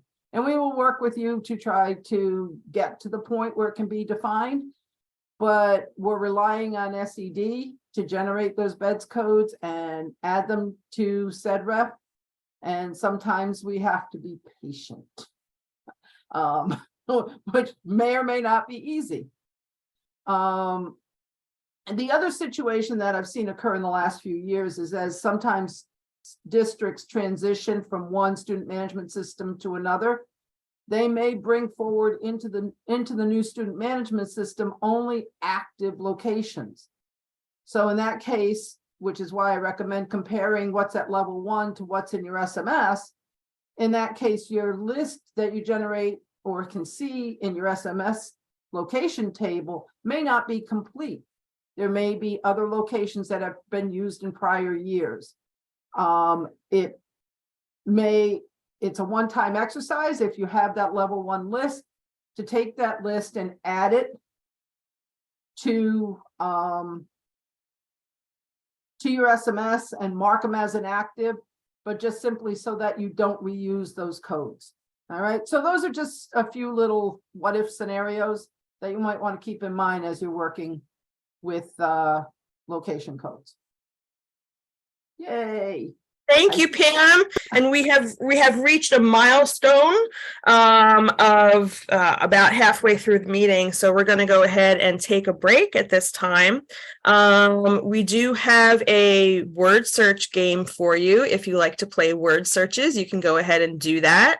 The QR code is available for you to scan with your smartphones. If you don't want to do that, you can go ahead and copy paste. I should have put it in the chat, but I'm not that smart. So here it is just for you on your screen. You can use that link if you like. And I'm going to go ahead and try to play the timer. I'm sorry, I had a question. Are beds codes according to building or program? They're according to, well, it depends. There's like BOCES virtual locations that I believe are pertinent to a program, but all other locations are pertinent to buildings. Is that correct, team? I'm thinking that I've seen where you may have like different BOCES programs will have different local locations, but they all resolve to the same beds code. So I'm thinking the answer is you can define a location code for a program. And many districts do that so they can Yeah. delineate those programs, but those programs will all be matched to the same BOCES beds code. Does that make sense, Julianne? It does, and I'm gonna ask you more, but not now. Okay, all right. And So, then there are district beds codes, and then there are buildings, beds codes within the district. yeah. Yes, okay, that's what I thought. And so we were actually looking to divide up that whole virtual thing to have a beds code. Then we would have a beds code for each special ed building. I'm going to go ahead and start our break Yeah. and we can take this conversation offline. So we're going to start our 10-minute break about now. So be back at about 10:52. Thank you.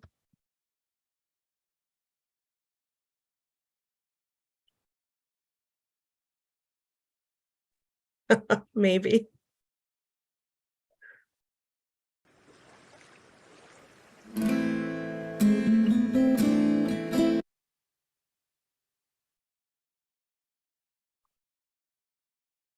Thank you, Helen.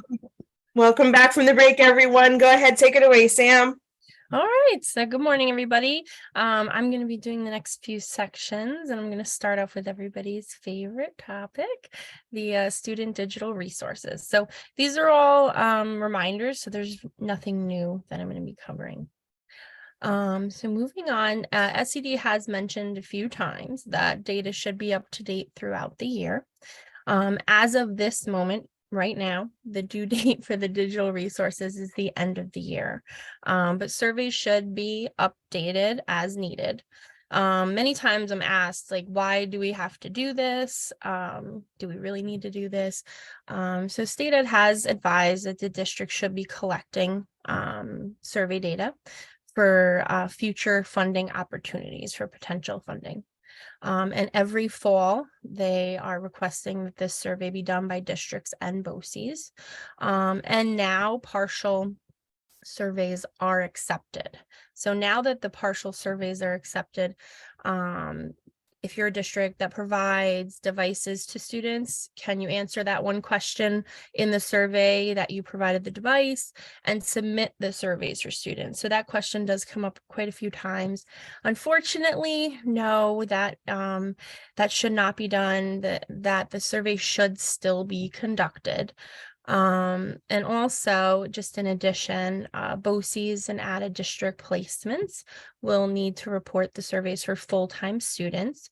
So this isn't anything new, it's just a reminder. And for students attending BOCES part-time, the survey should be reported by the home district or the LEA. Okay. There is a question in the chat. I'm sorry, I don't know if you got it or not. Ed Spence asks, are districts allowed to submit the survey for parents? I do know that some districts, they may call and collect the questions and complete the file that way, but they can't create the answers, if you will, for the parents. So if you're submitting the parents' actual answers, that is acceptable. I do know some districts do that. Do you want to say something, Pam? Well, I was moving ahead to the next question from Jamie. Oh, okay. And then saying that they got the opposite guidance from Danielle that said that they can complete the survey. And I just, can and should are two different things. Yes, you physically can complete the survey and answer one question. State Ed does not recommend that you do it that way because it may impact your funding. Because what they're trying to gather is students who do not have sufficient connectivity, and that can only be provided by the parents, providing the information as to what they do have. Exactly. All right. I believe that answers those questions. Okay. So if there's no follow-ups to what Pam added, I'll continue. If there's any further questions, we could always take it offline as well if you wanted to reach out. So in the next slide, these are just the survey questions, the actual survey questions, because a lot of times we'll be asked if districts can change the questions in any way or rephrase them in their own way. Unfortunately, the questions cannot be changed. State ed guidance is that they need to be exactly as they are. In the memo, I attached the link there as well, where you can see the exact phrasing of those survey questions. Okay. All right, so moving on, this is the student digital resources visualization on level 1. You can find this under team content and then the visualizations folder. So you do need to be under the MHRIC with your district or your BOCES, depending which you are. And this particular screenshot I'm showing is just the key indicators tab. So that's the first tab that opens up once you access this. And there's always those little small cone filters throughout level 1 that allow you to sometimes, depending on the widget, that it'll let you filter further. And that's also available, just so you know, on all level 1 visualizations, not just this one. But in this particular visualization, there are further filters for poverty, L's, and ethnicity up in the upper right corner there. And at the bottom, I highlighted the disclaimer because that was added. That was added just because there were many questions about what BOCES can expect to see or what districts can see. So BOCES, they will see all 0055 enrollments on the visualization, not just the full-time students that they need to survey. So that does lead to some confusion sometimes. And then for districts, under expected surveys, sometimes there's some confusion because that may be higher than the enrollment due to students transferring in the district or re-entering the district. And for this particular visualization, there isn't a report guide yet, but it is pretty user-friendly as you click through. Okay, so in the same visualization on the next slide, I'm showing you the survey results tab. So this is just going through all the questions, the 9 questions from the survey in a bar graph format. It does show the student list to the right, but I've removed it due to PII. But if you were to pull this for your district or BOCES, you would see that. And then there's further filters that you can use if you want to see particular grades, location, poverty, L's, or ethnicity up in the upper right side of that that particular tab. So just keep in mind with anything on level 1, especially this visualization, after you migrate data from level 0, then there's a nightly refresh, and this visualization will then show the most up-to-date data based on that recent migration. Okay. All right, so moving on to the next slide here.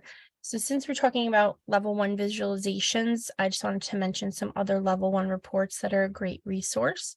So the school year is flying by. Helen told us, right? We're in March here. It's moving along, but we don't want to wait until the end of the year to begin verifying data. So if you need your 10-month staff to help you verify data, just keep that in mind. Try to plan ahead.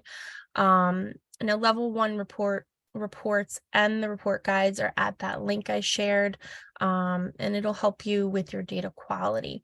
So as you've been doing throughout this year, you want to continue looking at the L1C error report. And after each migration, you just want to check and see if there's any errors or warnings that you need to research. And then moving on to the data quality report card is also a great resource. On that particular report, there's the red X's that you can check into. And then there's certain areas like June graduates that haven't been updated yet because we're only in March. So those will have a big red X, but later on in the year, you'll want to check into anything like that. And then just also, as you're reviewing that report card, there's reasonableness amounts and numbers compared from this year to the previous 2 years. And just keep in mind while you're reviewing it that COVID could have skewed some results, which I'm sure you're all well aware of. And then just some few other resources in level 1, the enrollment reports. There's an immigrant list on there, the program participation detail report, course reports, course instructor assignment. These are all great resources, but just keep in mind when you're truly verifying data, it should always be done on level 2. Level 2 is the be all end all with verification. Okay, so if there's no questions on this section, I'm going to move on to some other reminders. Okay, I don't see any questions. So we're going to switch gears from level 1 to Title I funding. And the link at this slide here is when you click on that, you'll be able to see all allocations separated out into sections, but we'll go through each one on the next slide. So the link I've shared on, if you could go to the next slide for me, Helen. Thank you. So this shows particularly the 22-23 allocations for the Title I Part A, which you can also get to from the previous link I shared. But the NYSED allocations page will not tell you which type your district receives. So this information is something that your business official or Title I officer will have to advise you on. You may hear that a few times today as we go through different things. So just keep that in mind. Depending on which programs your district reports for Title I Part A, there is school-wide or there's targeted assistance. And some schools can report both, but let's just go into each one. So the 0411 is the school-wide Title I Part A program. So this is the only record that needs to be reported for students receiving school-wide assistance, the only Title I record, if you will. So the 0286 is reported for students who are receiving services funded through a targeted assistance program. So when this record is reported, it must be accompanied by one or more records indicating the area of the specific services referenced in the table there. So I'm sure, as have I, many of us have received the level 0 error where one or the other is missing. So the 0286 or the service, and it'll let you know, it won't let you move that data forward until those paired codes are matched up appropriately. So you can find more information on these particular codes on page 245 of the current SIRS manual as well. Okay, so moving on to Title I Part A. So in addition to the school-wide and the targeted that I just spoke about, there is the 0892 homeless students serviced with set-aside funds. So the 0892 can be reported for any homeless student that receives services that were paid for with the set-aside funds. So this is nothing new. This is, again, just a reminder. And sometimes this code can be overlooked because it does take some time to review the requirements for this program and ensure that it's not being underreported. So just some examples of covered services are school supplies or clothing given to a specific student, per session tutoring or counseling for that specific student. And then also if the McKinney-Vento liaison salary, if it's partially or fully funded with that Title I funding, the LEAs may apply this program service code, but they do have to meet particular criteria. So that liaison, the student or their family would have had to have at least one conversation with the liaison, and that the liaison facilitated receipt of services by the student or their family. So like if the liaison meets with the family, assesses their needs, and connected the family with a local shelter provider, something like that. So you can find more details on this particular code, the 0892, on page 260 of the current SIRS manual. All right, so I'm going to pause there for a moment because I see Got a couple questions for you, Sam. Okay. All right, since it says school-wide, this is from Stacy. Do we need to remove them from the 0411 if they move out of AIS? I'm actually not, so you mean exit them from that? Yeah, I guess if they stop Program? receiving AIS services, should the 0411 be ended as well? I'd have to check on the exit in the SERS on 245 and see what the reasoning would be on that, because if they are no longer getting the service.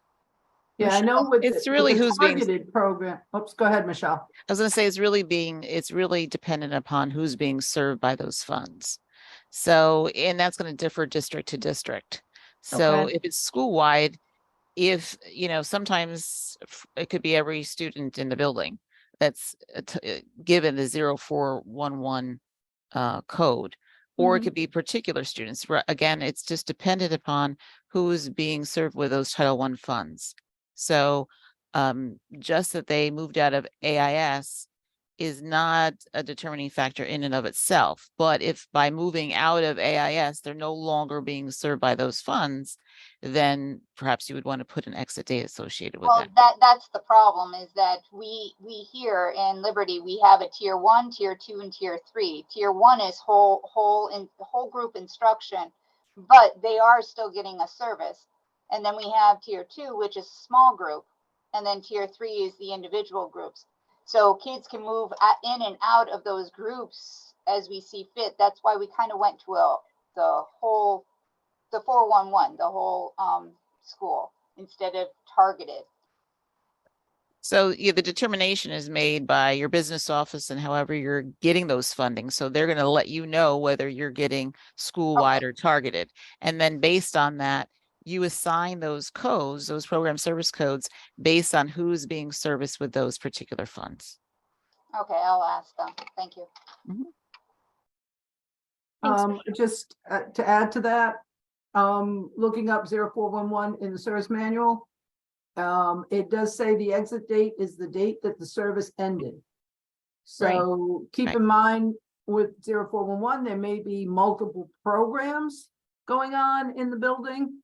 So if they're exiting one particular program, it may be that they're still being, receiving services through another program. So it obviously can get complicated. But the Very. end date should be that the date that the services end. Yeah, the first priority is to know what was given to your district under Title I. Are you being, is it Title I school-wide or is it Title I targeted? And for the district, actually, there can be instances where some buildings are getting school-wide and other buildings are getting targeted. So Mhm. again, within your district, which buildings are served by, which funds here are school-wide or targeted? And that would come from your business office. And once you know that, then you would put that program service code and associate that program service code with students who are being served with those funds. Right, wouldn't we have done that at the beds code or the beds day? Because there is a section on the beds information thing that we had to do in November. It said, was it targeted or was it school-wide? And we put school-wide. So I will check with my business official and just see where we go with that. Yeah, that might have been something separate. I don't know if you were referring to beds online, which is different than beds through level 2 through SERS, but you do have to, as an ongoing process during the school year, you have to put those 0411 for school-wide or the code for targeted on any students throughout the school year that are being served with those funds.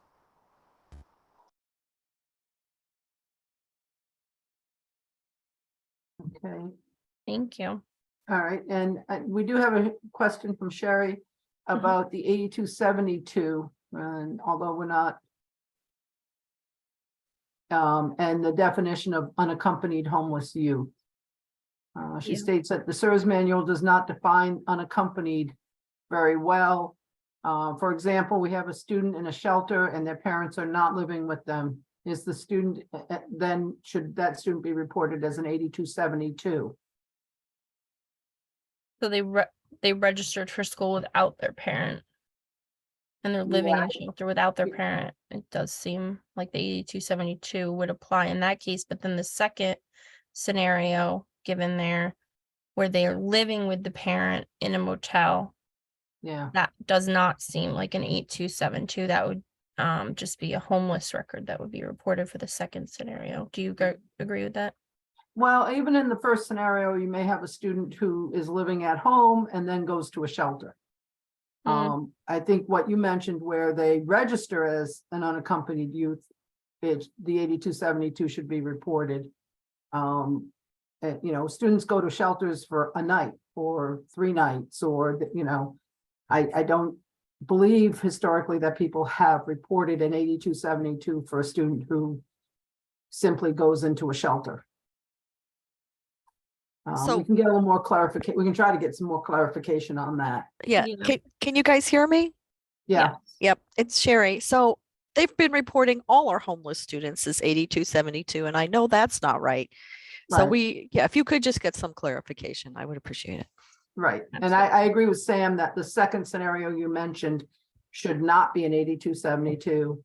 And I'm leaning towards what she said about students who enroll as unaccompanied. But I haven't seen it typically reported for students who, go to a shelter for a night or two, or, I Yeah. realize sometimes No, it's long. this person has been in the shelter for months, I think since the beginning of the school year. Yeah, okay. So then in that case, it may be appropriate, but we'll try and get some more definition for Okay. you on that. Thank you. Absolutely. Thank you. Alrighty, so let's see. Thank you. Thank you, Helen. All right, so we're gonna switch gears a little bit and move on to Title I Part D. So this is the link for the 22-23 Part D allocations. So again, just check with your business official or your Title I officer. And if your district does not receive Part D funding, then you would not need to report this program code. So the program code 0187 Title I Part D, intervention programs for children and youth who are delinquent. So what is a delinquent child? So we may all have our own definition of a delinquent child, but state ed defines them very specifically. So a child that's in need of supervision or PINs, and refers to students who are placed in correctional institutions. So they need to be between the ages of 5 and 17, and they need to reside in a delinquent institution. So funding is allocated to districts where those institutions for the delinquent students are located. Hence why you may or may not be reporting this program. So the allocation data on the link I provided will show the final eligible child count numbers served by the institution in your area. And that count determines the funding amounts. So I'm going to move on. If there's no questions to that, I'll move on to the Title I Part D for neglected students. So the 8327 prevention and intervention for children who are neglected. So the definition for this is very specific as well in the SERS manual. And the allocation page does not tell you which code to report. You'll need to check with your business official on that information. So as with the other, the definition is 5 to 17 years old. They need to reside in an institution that services the delinquent and neglected students. In this case, they either need to be abandoned or neglected by or the death of their parents. And as a note, it does not include foster care, foster children living in a household. Okay, so just do your due diligence, verifying that the appropriate programs are reported for your district and your students. So remember, data equals dollars, as everybody says, right? And I've also included the contact information if you have any particular questions on your allocation amounts for your districts, that you can contact them further there at the ESSA funded program office. So I'm just going to pause there for a moment. Is there? Okay, that was just another reply. Thank you, Michelle, for the reply about that. So there's no questions. I'm going to move on to my next reminder section here. Okay. So without seeing any questions, we're going to switch gears completely to CTE, CDOS, dual credit reminders. So there isn't anything new in here. This is just a reminder section. So moving on to CTE first. So the CTE program provider reports the CTE program data. There are some districts that do offer an approved CTE program in districts, so they would need to report the CTE program in that case. So data should be reported for any approved CTE programs only. And you can go to the link I shared there to determine which programs are approved for your district or your BOCES, because not all programs are not all programs are approved. So you want to make sure that they are on the approved list by the state. So CTE data that does need to be reported would include course program data and CTE assessment data. So you can see in the current SIRS on pages 35 to 39 for more information regarding that.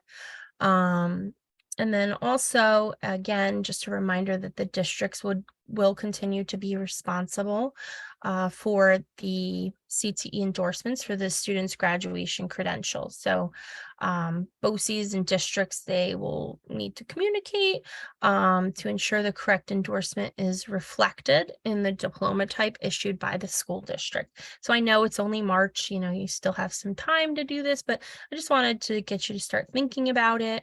Because once the BOCES or the program provider, depending, reports the CTE program to level 2, you'll be able to start checking level 2 for this information. Pam mentioned that earlier. So just keep in mind why does this matter? The CTE technical endorsement is given the highest point value of a 2 in the calculation of the College Career and Civic Readiness Index score. So just accurately reporting the number of technical endorsements can raise a school's CCRI score. And you want your data to be quality and accurate as possible. So not seeing any questions, I'm going to move on to our next reminder of CDOS. So career development and occupational studies, there's so many acronyms, right? So I just wanted to remind everybody what that is. So it's just reporting. CDOS reporting is something that's often overlooked until it's too late. So it's something you can review now. You don't want to wait until the summer when your counselors are gone and you can't find what you need to know. So what is the purpose, again, of reporting the CDOS program? So you want to make sure that students who receive a diploma and have completed the requirements of the CDOS program are reported with the CDOS credential. So it starts with reporting the code 8271 for all students taking CTE coursework and or work-based learning that may be used to satisfy the CDOS credential. So on the next slide, I'm going to go into some scenarios, but I just wanted to mention this because you don't have to know that they have or will earn the credential to determine if you should report the program service code. Because some people wait to see if the credential is actually earned, but that doesn't matter. It's often later. It's often a little too late at that point to collect the data. So let's look at some scenarios of the CDOS reporting. So the first, so there are 3, and the first one is the student earns a standalone CDOS credential and no diploma. So in that case, the 8271 program is not reported. Okay, scenario 2, a student, and the reason this scenario exists is because a student can only have one credential reported. So the student earns a local or a Regents diploma and they qualify for the CDOS credential. So that's when the 8271 is reported with a 700 exit code of earned credential.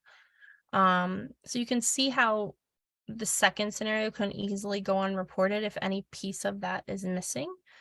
And then the third is any time or any scenario where a student leaves the program and doesn't complete the CTE coursework for the CDOS credential. The 8271 would be reported with a 701 exit code that they are no longer in the program. So you should report students who are taking CT coursework or work-based learning, whether or not they have earned the credential. So the 8271 program exit reason shows if the student actually receives that credential. And I think that's about it that I wanted to say about that. Is there any questions? I don't see any questions. All right. I know I'm giving you a lot of information in a short amount of time, so I'm gonna move on to the next. All right, so going on to dual credit courses.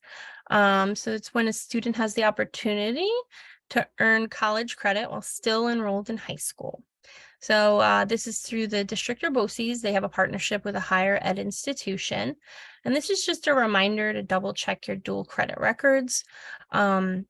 Starting this now will help. Your counselors will be invaluable in making sure that you have reported all dual credit SCEE records correctly.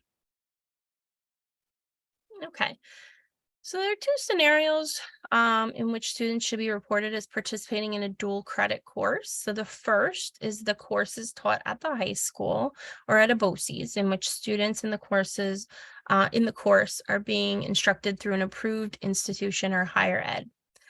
Typically, this means the high school or BOCES teacher has been approved to teach the course by the college. And there can be instances where only some students in the course will be going for dual credit.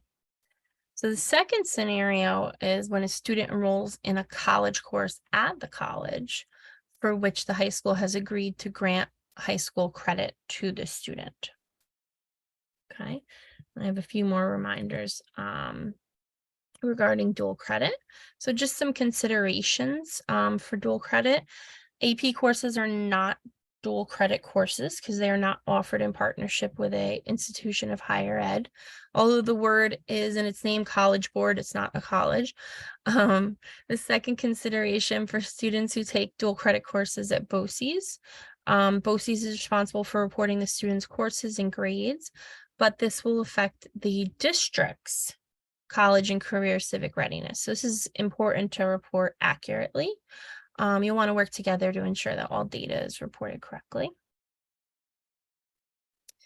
All right, so lastly, so where and how do you report this? So the dual credit indicator is reported on the student class entry exit record for each student.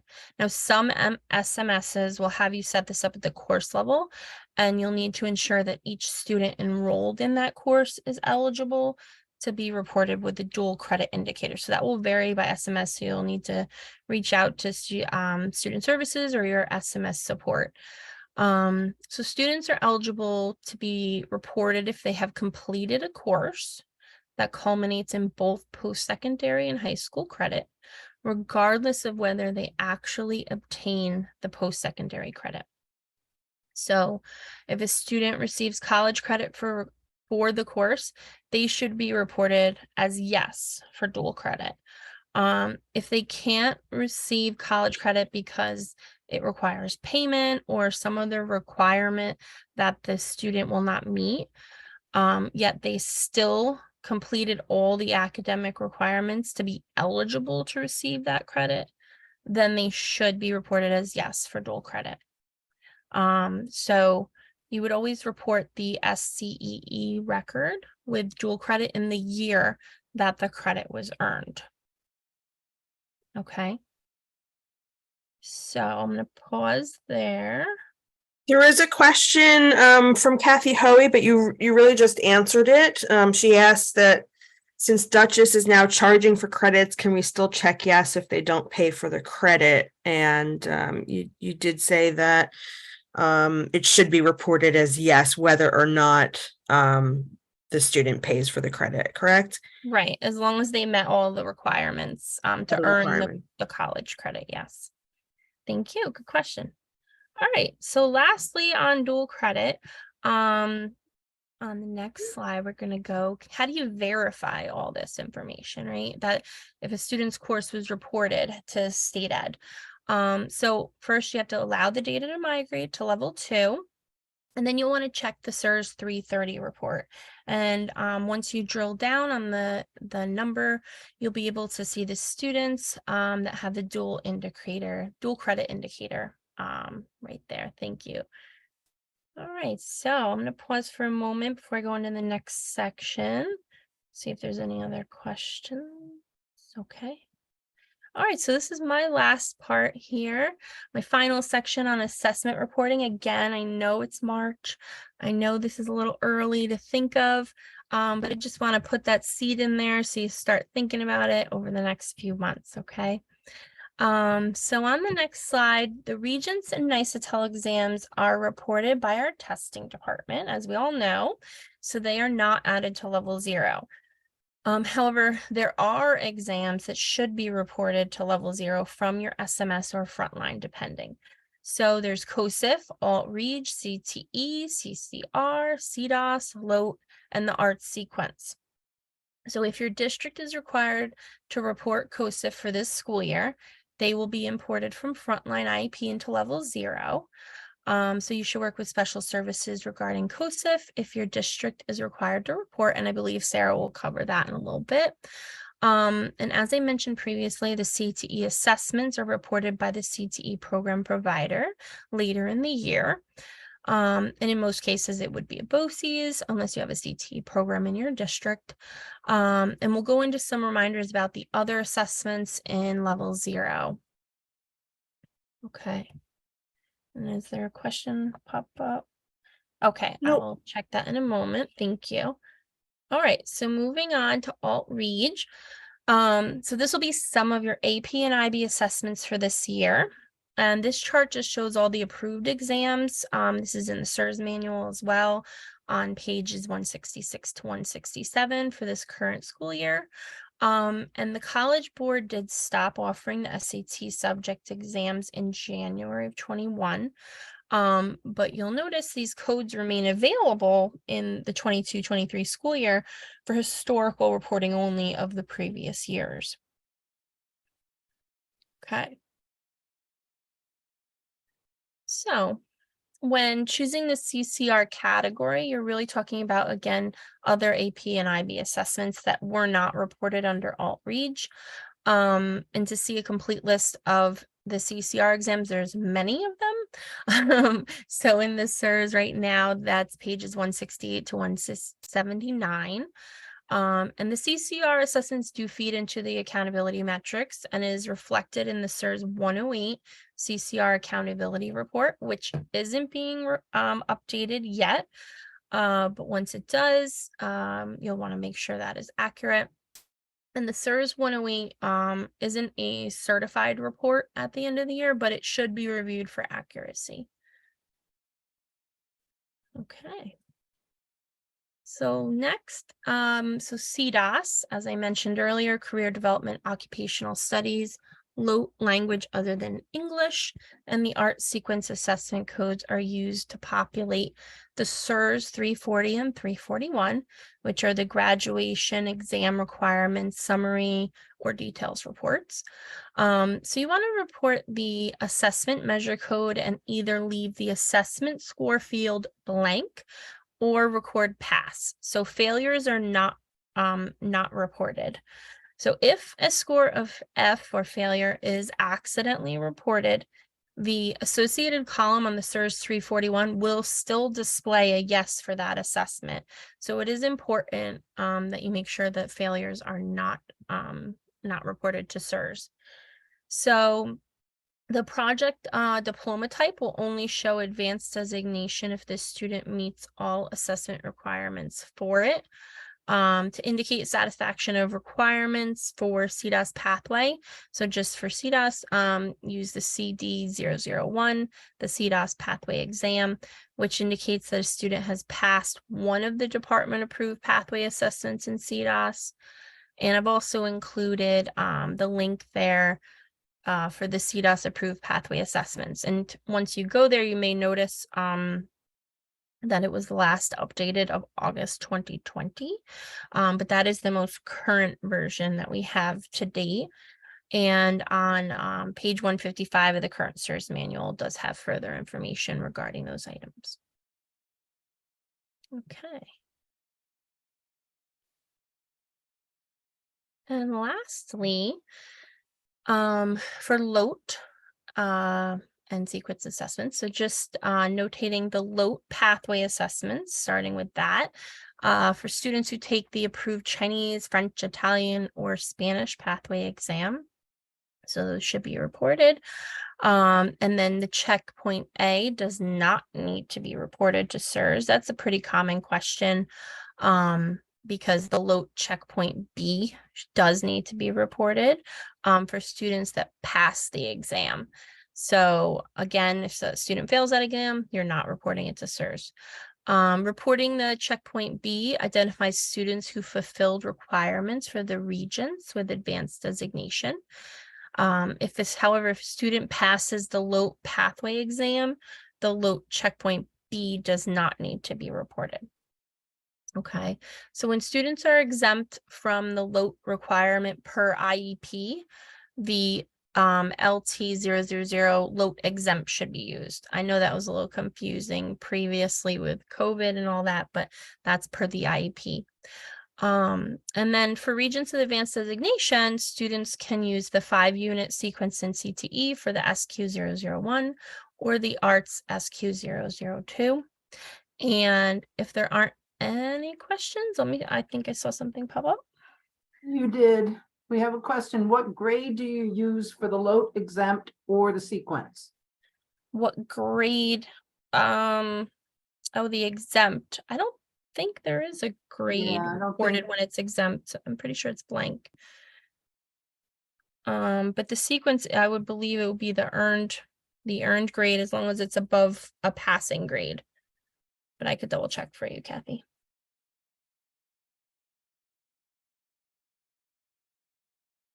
Okay. She says, okay. All right, thank you. So if there's no other questions, I'm going to pass it over to Michelle. Thank you. Thanks, Sam. All right, so we're going to cover some staff updates and reminders, and let's begin by looking at some due dates specifically related to staff. So Helen has that slide up.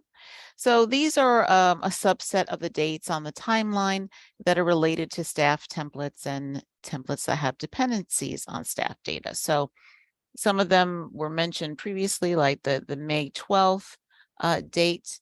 That is the final out of certification data that's going to be taken. That extract is going to be taken as of May 12th. The following week, they're going to be pulling the course instructor assignment, student class entry exit, and student daily attendance data is also going to be due at that time, and that attendance will be due as or through May 2nd. In July, that's when the staff evaluation collection opens. August 18th is the end of year deadline, but we know that certain things continue past that end of year deadline.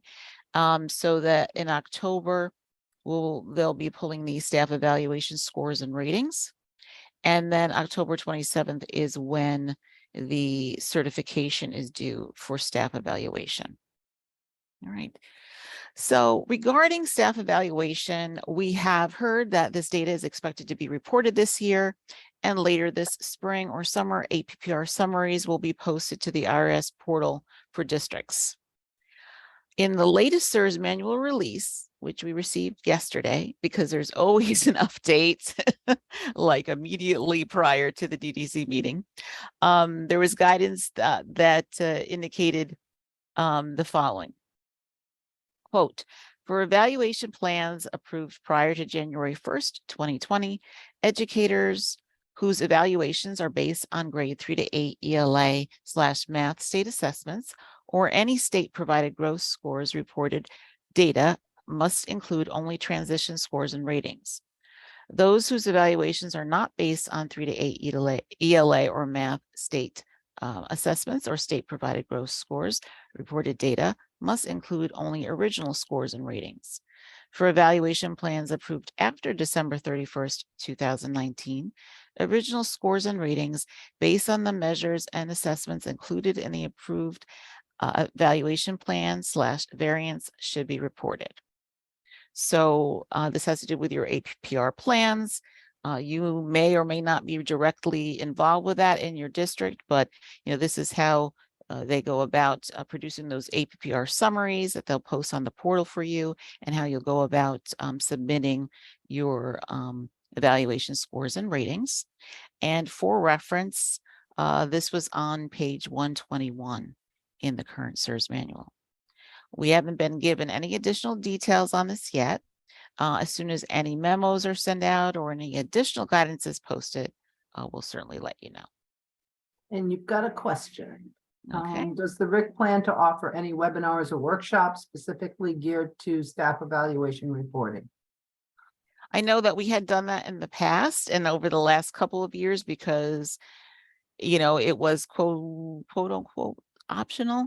I'm sure that'll be something that we'll be looking to do this year.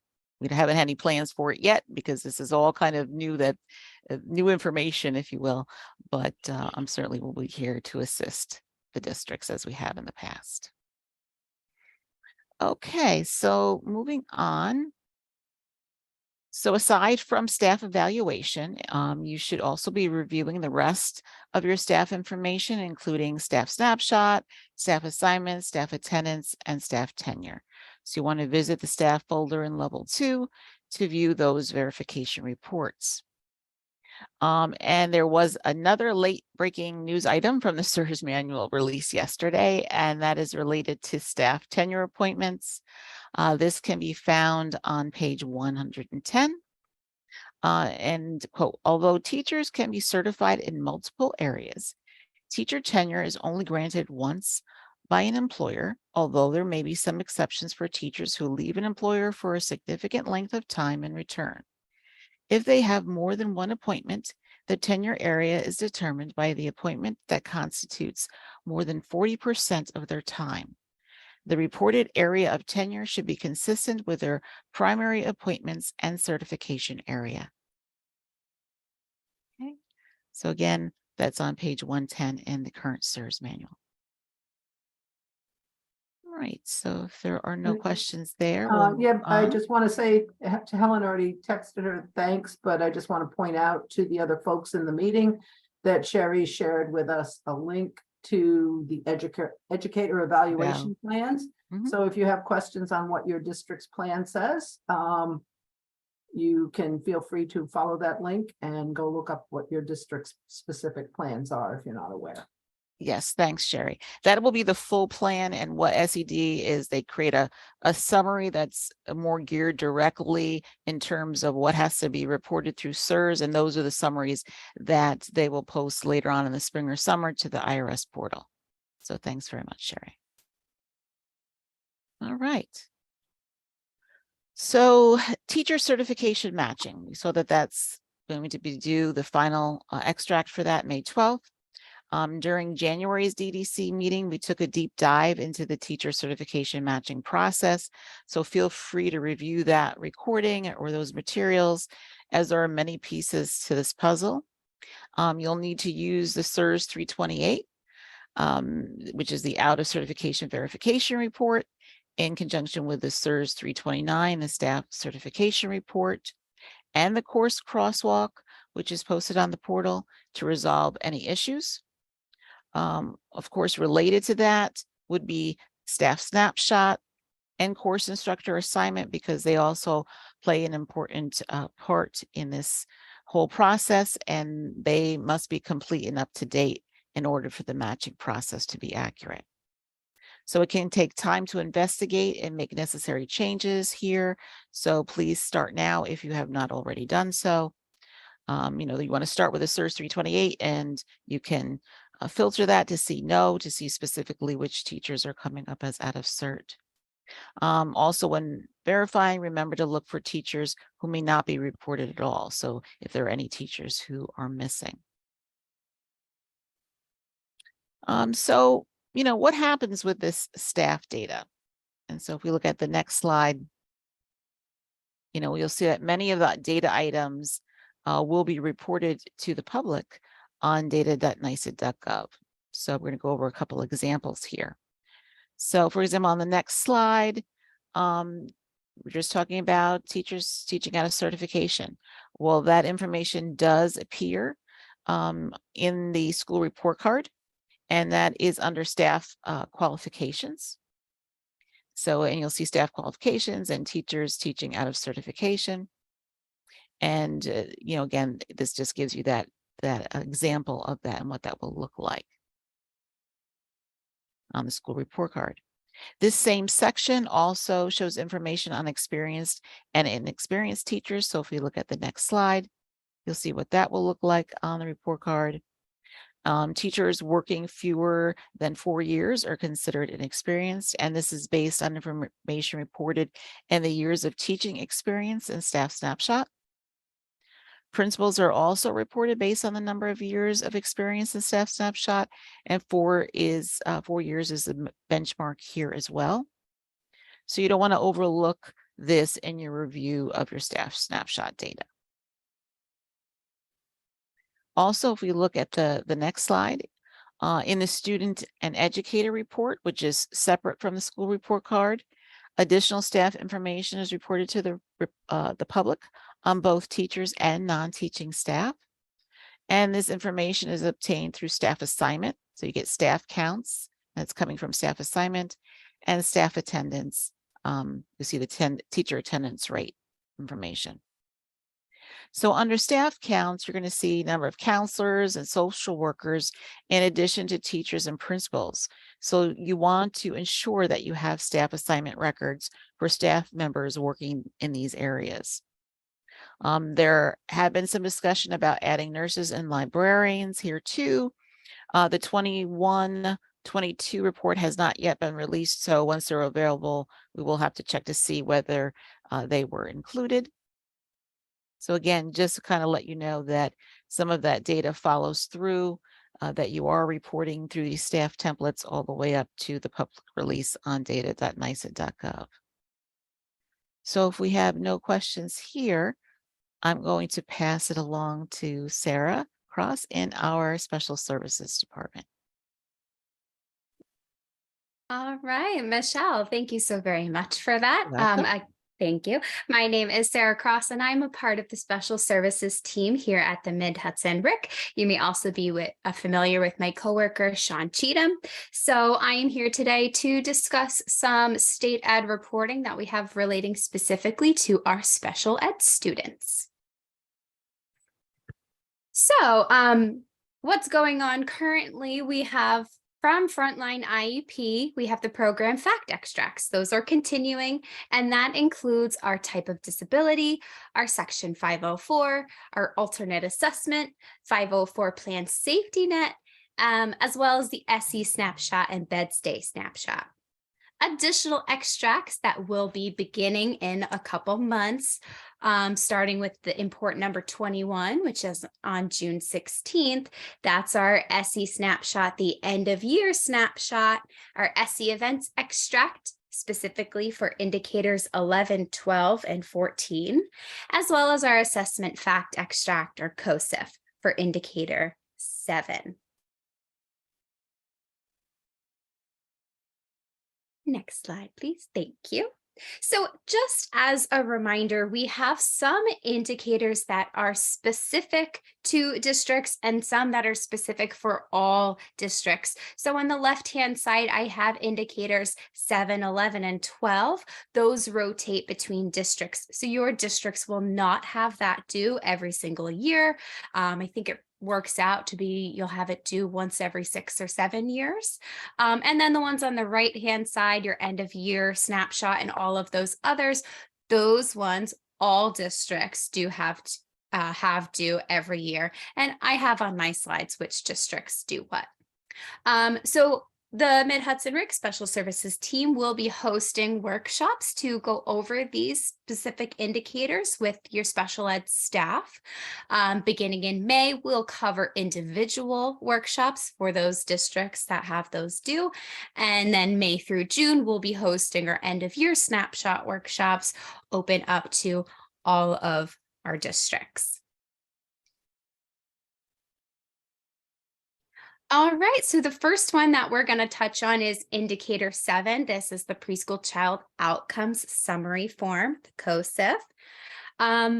The source system for this data is coming from Frontline IEP. It's called the Assessment Fact Extract.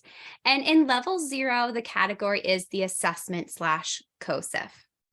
In the PD system, it's called the VR15. And the certification date for this is August 7th, 2023. Now, just keep in mind, I do want to point out something that Helen also mentioned earlier, is that even though the certification date is August 7th, actually your migration date will be the Wednesday before. So in this case, I believe that's around August 2nd. So for all these certification dates, just keep that in mind. Your data needs to be migrated before that. And you'll see on the right-hand side, those are the districts that have indicator 7 due this year. This is just a snapshot reminder of what it looks like in level 0. Just remember, when you're going in there and under assessments, you want to check off your COSIF. So that is just a reminder for you. Okay, and moving on to our indicator 11. This is for child find timely evaluations and eligibility. This is for both preschool and school age students. Again, the source system for this is our lovely Frontline IEP. It is under the SE event extract. In level 0, it is a part of the SE events. In the PD system, it is the VR11. And the certification date for this one is September 18th, 2023. And the districts that have this particular indicator due are on the right-hand side right there. And now we have indicator 12. So this is early childhood transition from early intervention to CPSE. So it's only for those students. Again, the source is Frontline IEP under the SE event extract. It's still the level 0 SE events. In the PD system, it is VR12. And I do just want to make a correction to my certification date here. That's just a typo. I apologize. It is also September 18th, 2023. Again, keep in mind, you actually want to migrate the Wednesday before. And the districts that have that due for this school year are on the right-hand side. Thank you, Helen. Perfect. Okay. So district report of parentally placed students in non-public schools who were evaluated. So we're moving away from our special specific indicators, and now we're moving into the ones that all districts have to. So again, the source system for this data is Frontline IEP. It's part of the SE events extract / parentally placed non-public schools. The category in level 0 is SE events. Once it gets to the PD system, it is called the VR14. And this certification date is also September 18th, 2023. Now, something that I do want to note, even though I do say all districts have this due, you may be thinking to yourselves, well, we don't actually have any non-public schools in our school district. That may very well be the case. We have a couple different school districts that applies to. However, even if you don't have any, you still must certify as 0. So just keep that in mind. We've had districts in the past think, oh, well, it doesn't apply to me, so I don't have to worry about it. You still have to certify. All right, and then we have our preschool children provided programs and services during the 22-23 school year. Something I do want to note about this one that we sometimes miss is the 22-23 school year also includes July. So some people think, oh, well, they didn't receive services at all from September to June. We still have to think school year starts on July 1st. So just keep that in mind.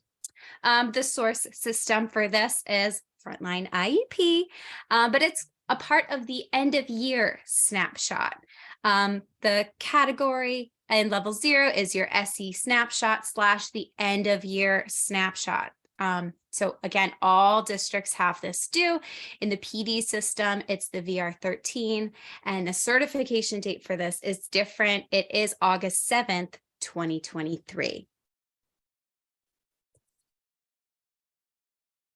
So this is just another reminder about once you are in level 0 getting ready to prep your data, you want to make sure that the EOI or the end of year snapshot is selected.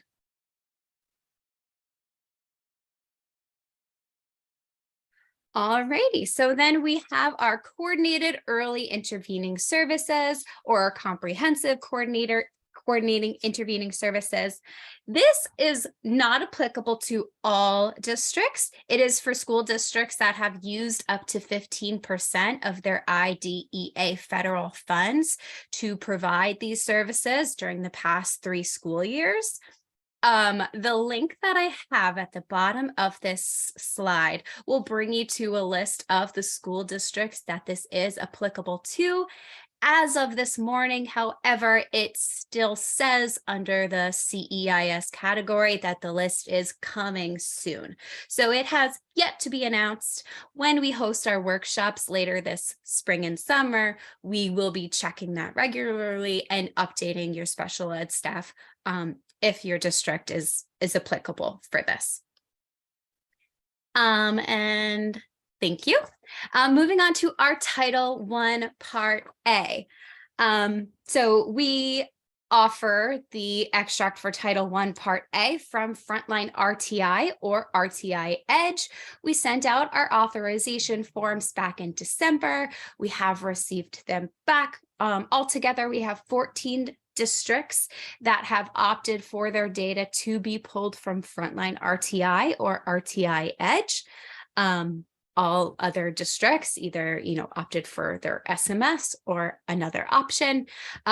So these are taken care of by us at the Special Services team, your Title I Part A, and they come from Frontline or RTI Edge and are uploaded into level 0. And then that is all that I have for you today, other than one last little tidbit, and that the Special Services team has been trying to promote our new group email. So that's specialservices@mhric.org, right there on the top of the screen.